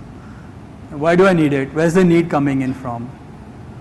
Why your solution? I could buy something else. Now if they say that your solution is so unique, there is nobody else has such a solution, then it's very hard to sell. Because then I have to convince you that this solution is needed in the first place. And that could take a long time to figure it out. So finding that product market fit or that solution that is needed is very interesting and important. Spending time thinking through some of these areas rather than just responding to the first deal you get is what happens in first to second orbit. In the first orbit you get what you get. But now you are at a stage where you need to sort of create that engine that's going to take you scale up to the next level. So you have to understand why your solution, why now, all of these kinds of things, right? Okay, this is again another fairly well understood concept, but I thought I'd bring this up. So what are you selling? Are you selling elephants or rabbits? So the concept is that you have price per unit versus number of units, and total sale is price per units multiplied by number of units. So if my deal is, say I'm a 20 crore company and my deal size is 5 crores, then I need to sell so many fewer deals, 4 or 5 deals in a year, and I'm in good shape to so to say to make that happen. On the other hand, if my deal is like 50,000 rupees, then I have to sell a lot of deals to make my numbers happen. Now the reality is, and this is something to think about, unfortunately you can't do both or all three at the same time. You can't be in a situation where you have some deals that are elephants and some deals that are rabbits. It's not easy for small businesses to run that. For that matter, even large companies cannot run in a market where they have some elephants and some rabbits. Okay, so you have to choose what you need to do, what is your product, where is you selling, and then in this context you have to understand that you have to tag everything in that context. So if I am selling elephants, my sales motion is very different from the motion that I have for rabbits. Buyer in each company is very different. If you want to sell an elephant into Persistent, the decision will come all the way to the CEO. The CEO will also be involved. It'll be lot of time, energy, all kinds of stuff. If you want to sell a rabbit to the CEO, rabbit will just say, yeah, fine, I ignore your mail. I don't have time to deal with rabbits. Okay, so this connect is very critical, and understanding that is very important. Any questions? He's getting to No, आपका I think picture makes sense, but I think that initial question of making it memorable. Yeah. You only sell if you make yourself memorable. Maybe you should talk about that as well. Yeah.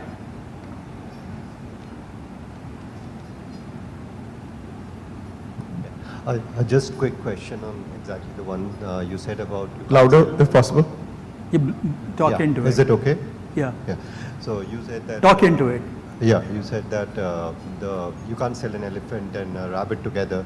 So especially in kind of context of our IT services where we try to productize some of our services, where the price difference between the service deal and the product deal could be a little wider. So what would be your couple of... See, the reality is that the sales motion for rabbits is very different from the sales motion for elephants.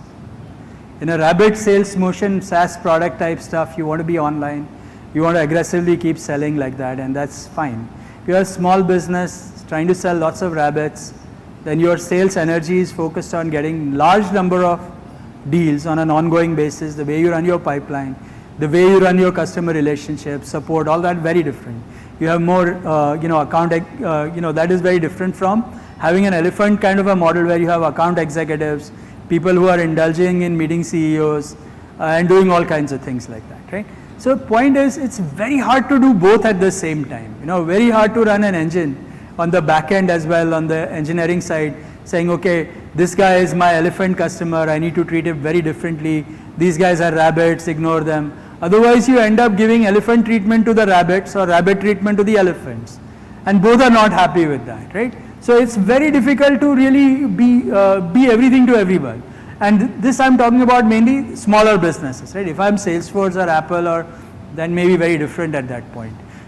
Reality is that most businesses in this room, I would say, are hugely constrained by management bandwidth. There are 100 things you could do, but what will you do? Depends on you. How much time do I have? How do I make my management bandwidth so efficient that I can do more with the same management bandwidth? That is when growth happens. That's when you see that exponentiality, better margins, and all of those things. Bolliye.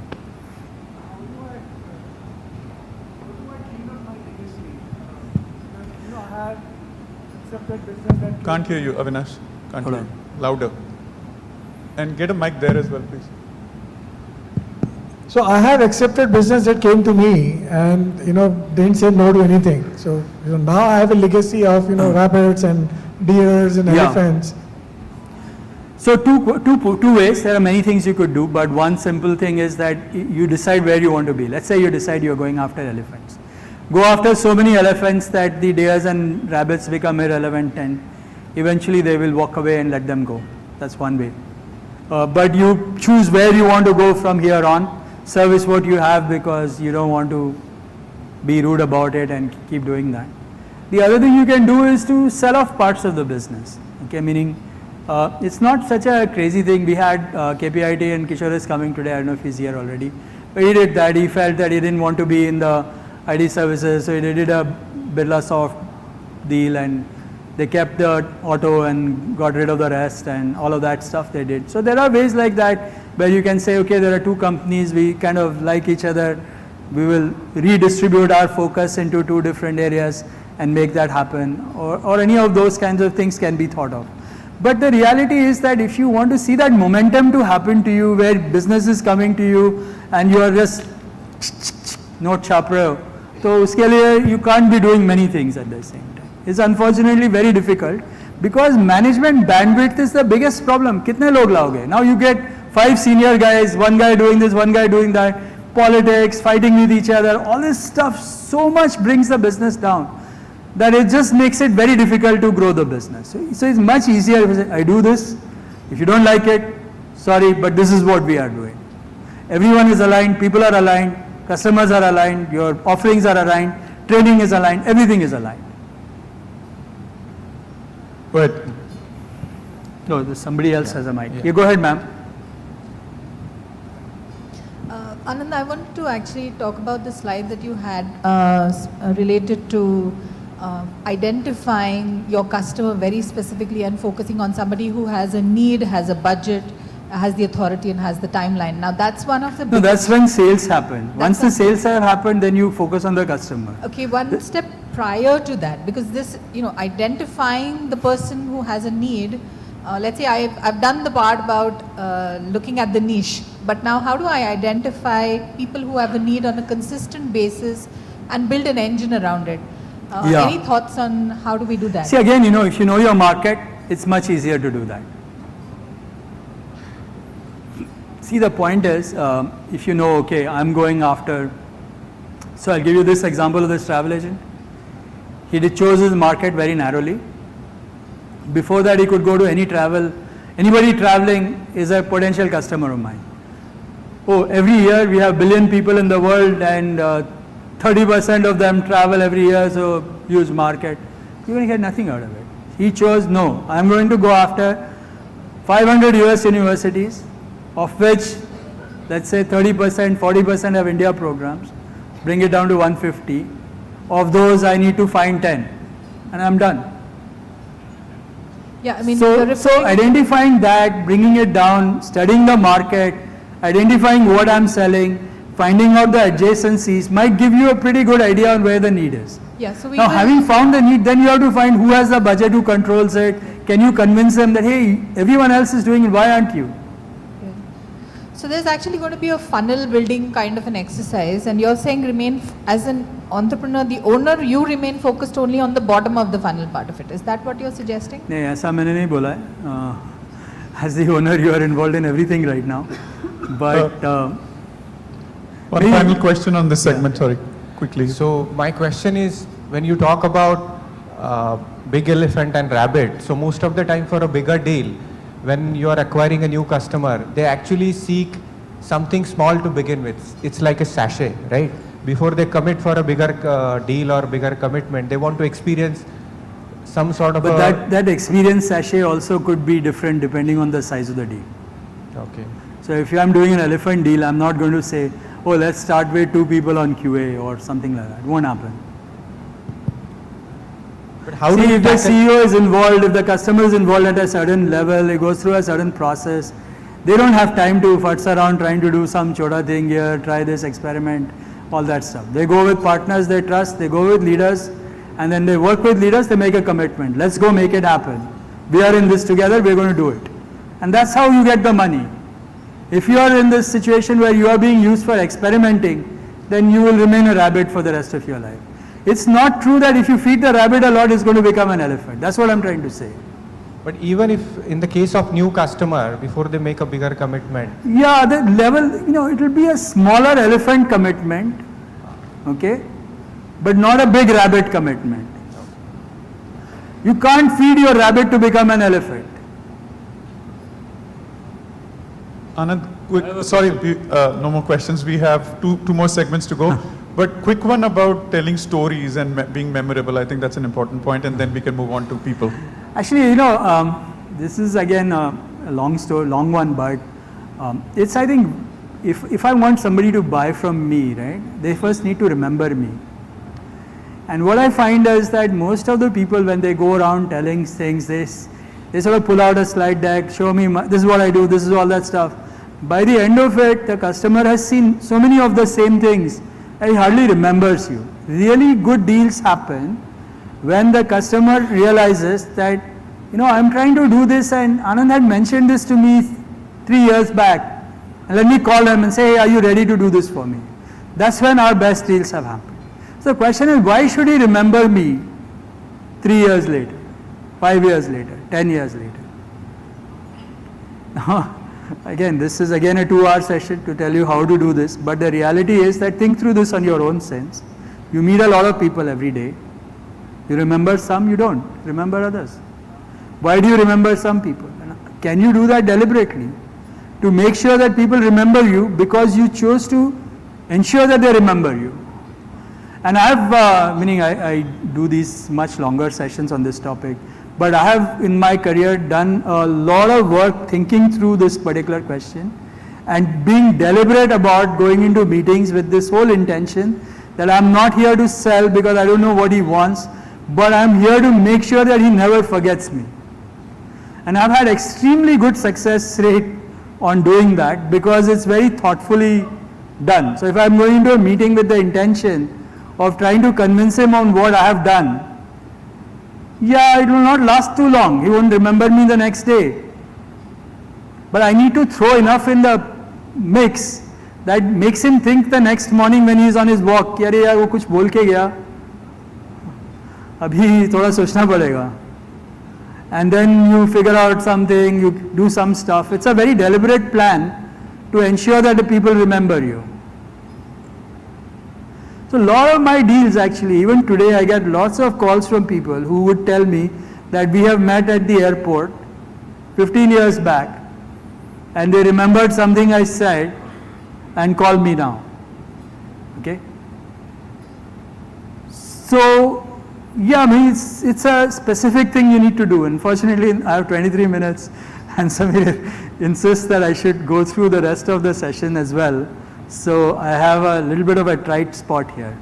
We can't stop the ma'am. Say what? Thank you so much. An excellent session so far. So when you talk about going from 10x, 10x, right?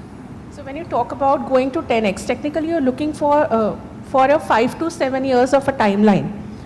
Right? Yeah, less, 3 to 5 years. Yes, 3 to 5 years, let's say.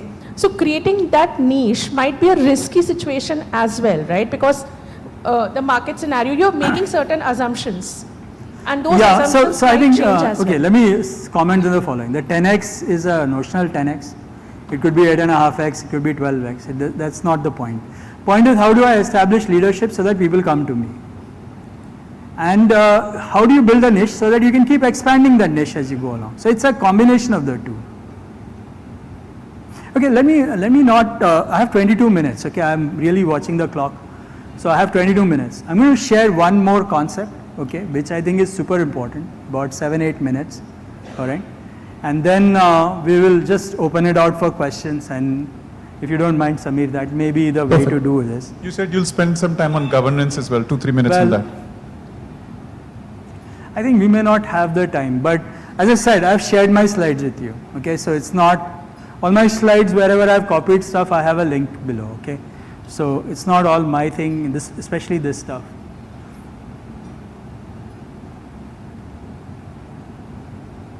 Okay, so one thing I mentioned was that you should understand, one takeaway that I had mentioned to you was the fact that create that positioning so that you are a leader in the market. The second very important takeaway that I want to tell you is what is coming up next.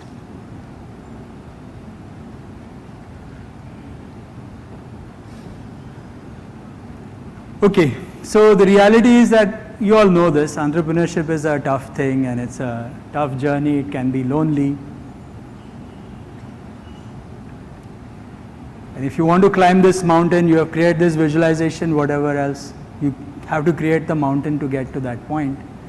The most important thing to do is to have the mountain first. If you want the team to come with you, to climb the mountain, you need the mountain to climb the team, for the team to come. Teams don't come because no team is joining you. They are joining the mission. And when I went back to the story that I started out by saying, visualize where you want to be, that is what is going to attract the team to come and work with you. And I highly recommend this particular book here.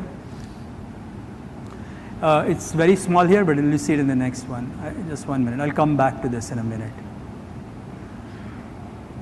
Okay.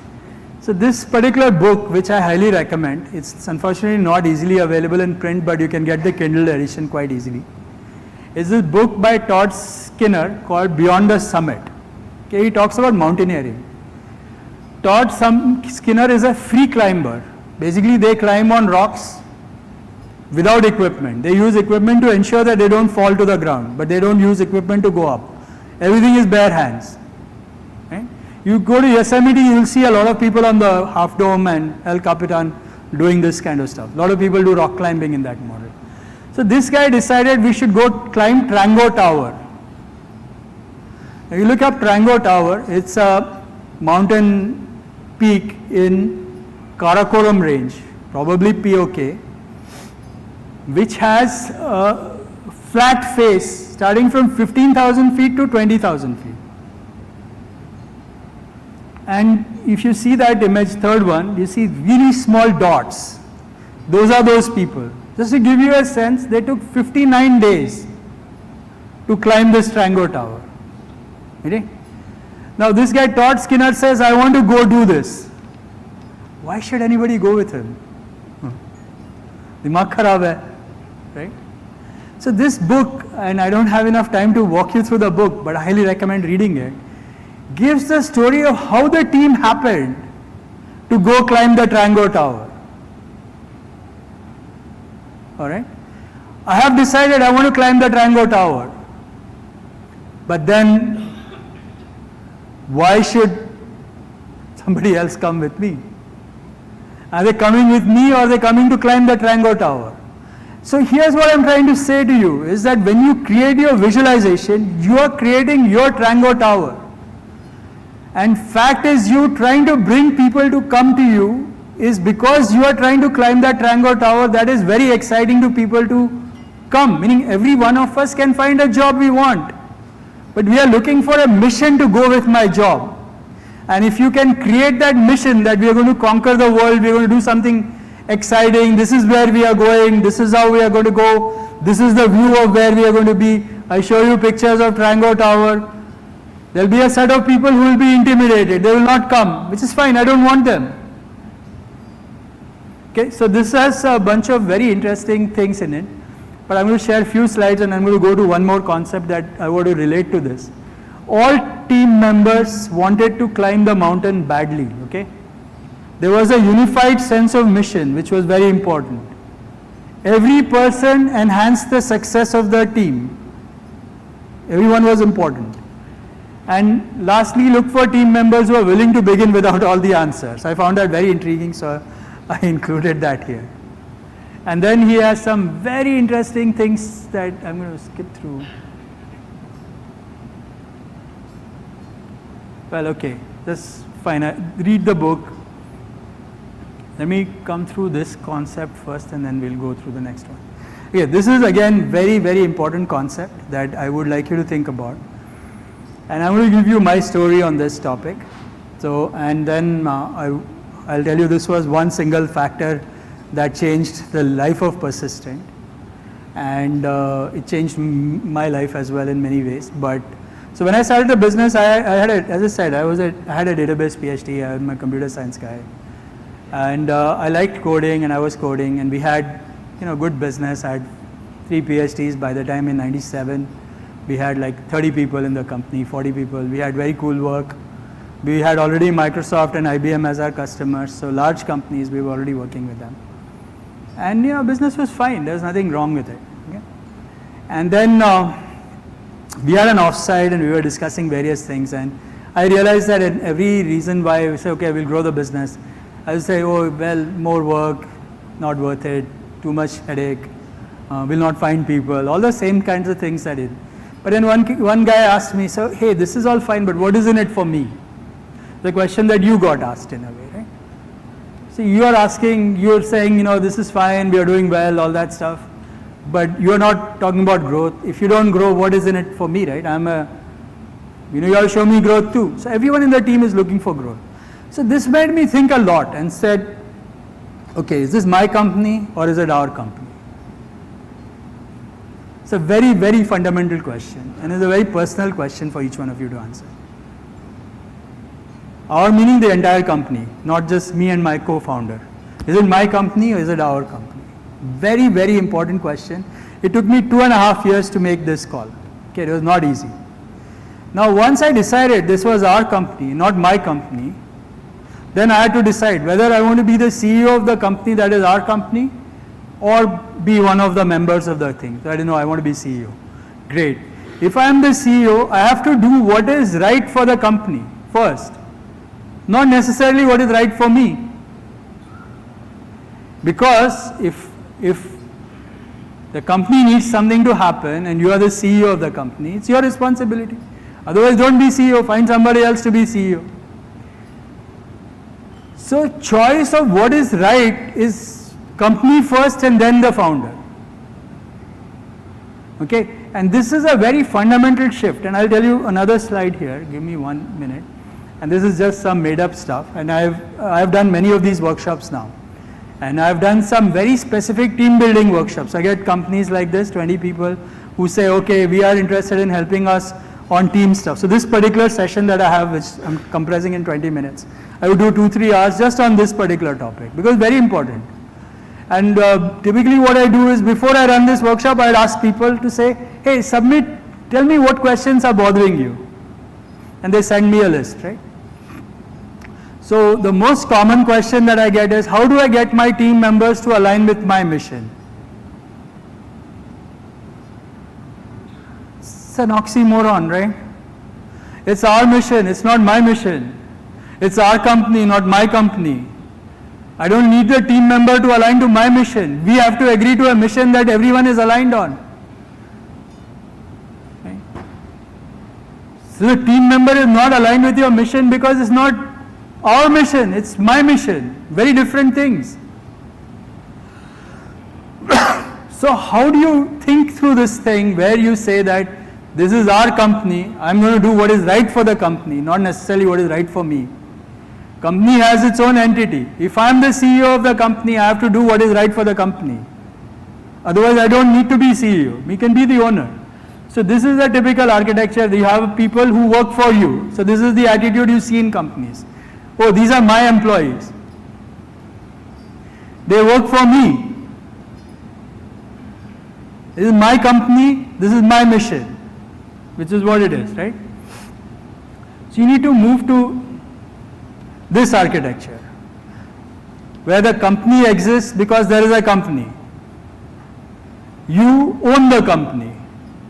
You may be the CEO of the company.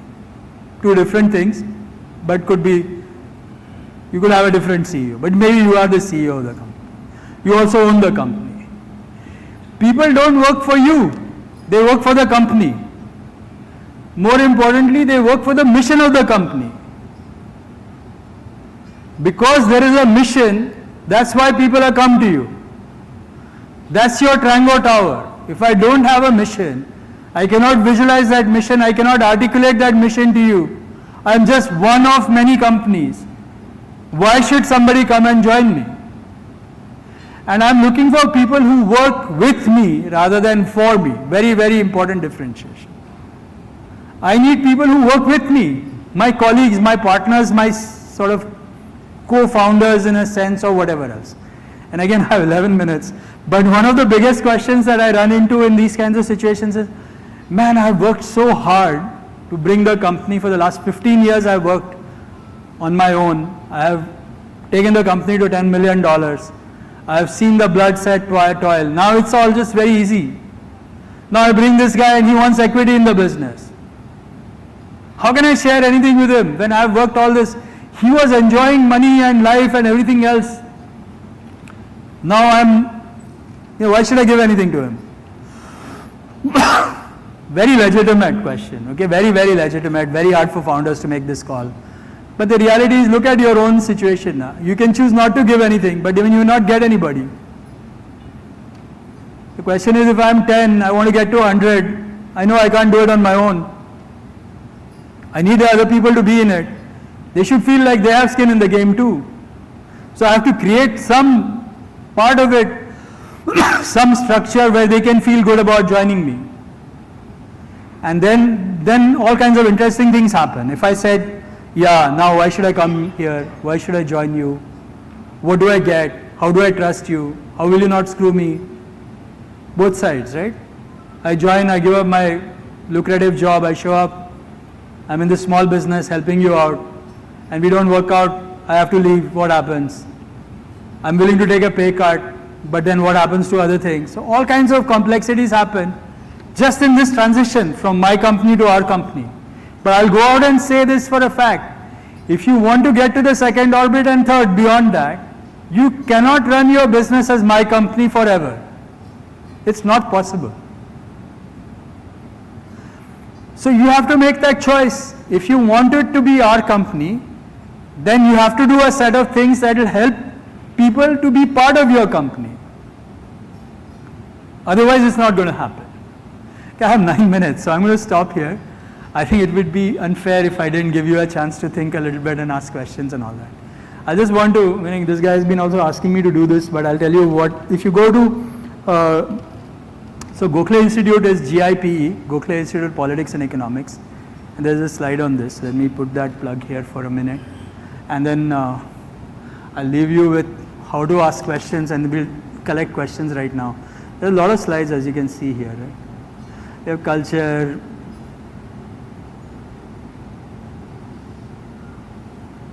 These are about boards. I'm very passionate about, maybe I should put 2 lines on the board. This is about selling off.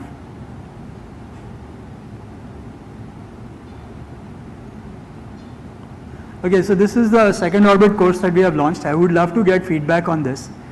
This actually came because of the nudge that I got from Samir. Okay, Samir kind of pushed me into saying that, "Arey yaar, tum apna soch rahe ho, you do when you feel like. This is a bigger market. We have to make it a process. Anybody who wants it should be able to do it. Should this be only, you're doing it when you feel like. So let's do this in a more systematic way." So we've been trying to approach various places, including IIM and IIT, thinking, "It's a course banate hain, different people who have gone through it can also participate in sections, we'll help the curriculum and all that." So I'm trying this experiment out at Gokhale Institute, so if you go to that, you should be able to see it. And send feedback, whatever else. We are starting this next month, okay? So this was one obligatory pitch that I had to make. Now let me just make one more comment, 2 minutes. See, I think that small businesses, let me ask you this question. How many of you have, let's start with, how many of you have boards? I would think 100%, right? No? If you run a company, you have to have a board, right? Unless you are running a proprietary company, but any private limited company also you have to have a board. How many of you have independent directors on your board? A small number of you.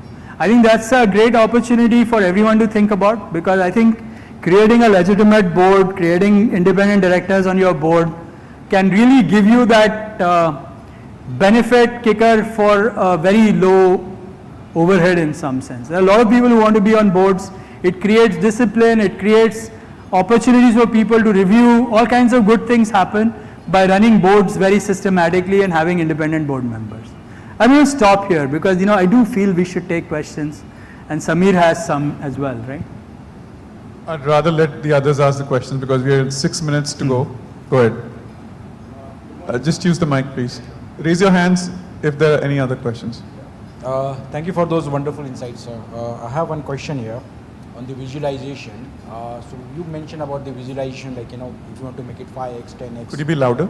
Yeah, can you hear me? Yeah, speak into the mic. That will do it. So when we talk about visualization and making it 5x, 10x and all, so is it also relevant or irrelevant to consider the past experience? So for example, let's say we are 10 crore company right now, but it took 10 years for us to reach to this level. Now when we consider 5x of being a 10x company, so do we also have to consider the previous, the years that it took for us? Or is it like starting from a clean slate altogether? Well, you don't start from scratch in that sense, because there is a history and there is a legacy for sure. Can't walk away from that. That said, you don't want to carry your assumptions too far, because whatever worked for you from 0 to 10 or wherever you are today is not going to remain the same in the next orbit. Yeah? The gentleman at the back first and then you. Okay. Go ahead. So just a second, want to thank you because just absolutely fantastic and great learnings. My question is this: as the company which has been around for 23 years, we have been growing well, there is growth, a lot of good things happening. We now really want to do what you're talking about, doing the 10x. But here's my question. It's a company that's working, there are a lot of things that are going right, there is a certain DNA in the company, there's a certain culture in the company, and when we are trying to move, the fear is, are we compromising and breaking something that is very well there, and how do we transition to something which is, how do you not lose this and then slowly make that transition? Yeah. I was trying to see if I had the conclusion slide. No, I think what you asked is a very, very fundamental question, right? Everyone goes through that saying, hey, this guy's saying all this stuff, but does it really make sense? What happens to my culture? What happens, after all, I've done something right to get to this point. All of these are very legitimate things, right? The reality is that, yeah, you have done all those things to get you to this point. Unfortunately, it's not going to keep getting you further along. So you all do something different, right? So the question is, how do you do it in a way so that everyone feels good about doing it, right? Everyone should feel like, okay, fine, we are all in it. Now, what happens is, as the founder, you are considered the biggest doubter in the whole company ecosystem.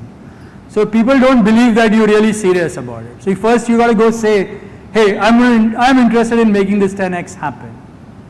Important peg to put in the ground. Whether it's 10 or 5, it's up to you. But defining something first by the founder is very critical. Second, you have to look at your team and say, hey, are we all going to go for that mountain? What is my Tango Tower? He didn't have to choose Tango Tower. He could have chosen some other things. And he explains that quite a bit. So a modest mountain is not going to be the same, and we wouldn't have been that much better if we had chosen a smaller mountain.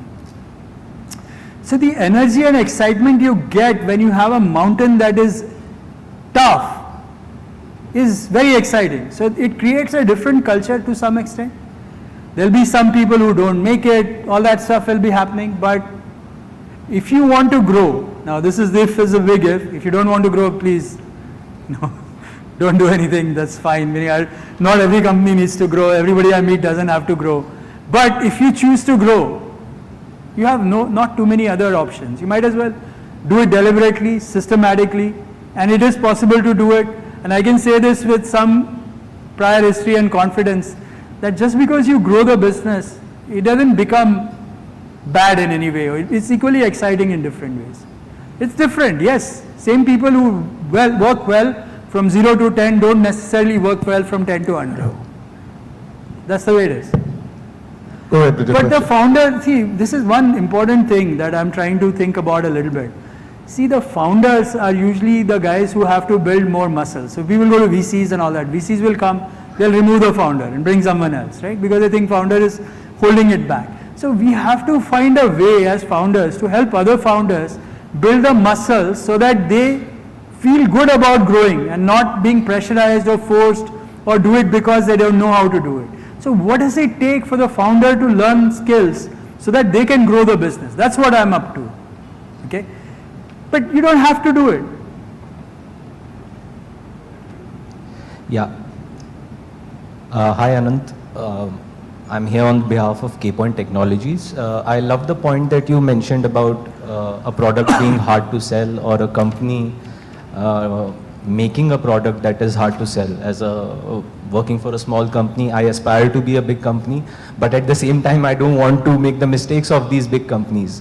Why do all these big corporations make the same mistake? Like we have Zoom, there is Apple Maps, and several other big blunders that Coke Zero or whatever, Coke Classic, whatever they made. How come these big corporations end up making these mistakes in the first place? Boss, at 51 seconds left, I don't want to answer that question. Okay, but that said, let me say the following. See, all companies, they do certain things, right? They get growth, they are focused.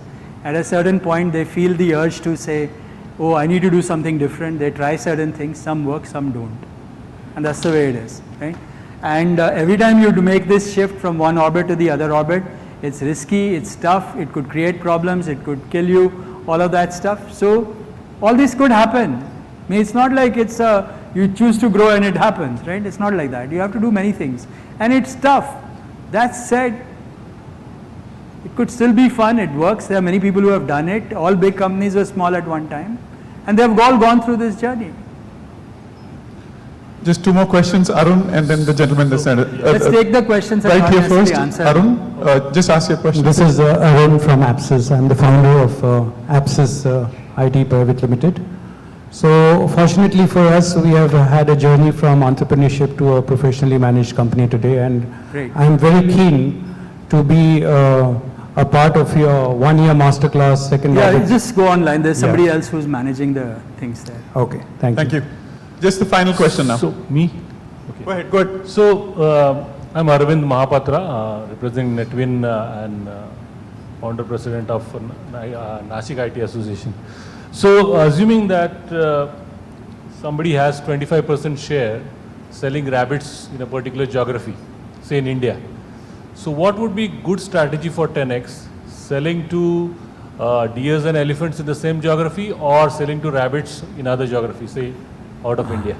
It's very hard for me to give you like a off-the-cuff answer here at this time, but I can say that you can build a decently large company just selling rabbits also. There is no reason to look at businesses to be all only elephants. Just to give you an example at very large size, just look at the number of customers that IBM has and look at the number of customers that Salesforce has. Just numbers of customers. And these are like 30 billion, 50 billion companies. Okay, they are not the right comparison. What I'm trying to tell you is that even large companies have been built by selling, maybe a little bigger rabbits. That's it. Thank you so much for being here. You've been with us for 2 hours. Anand, thank you so much.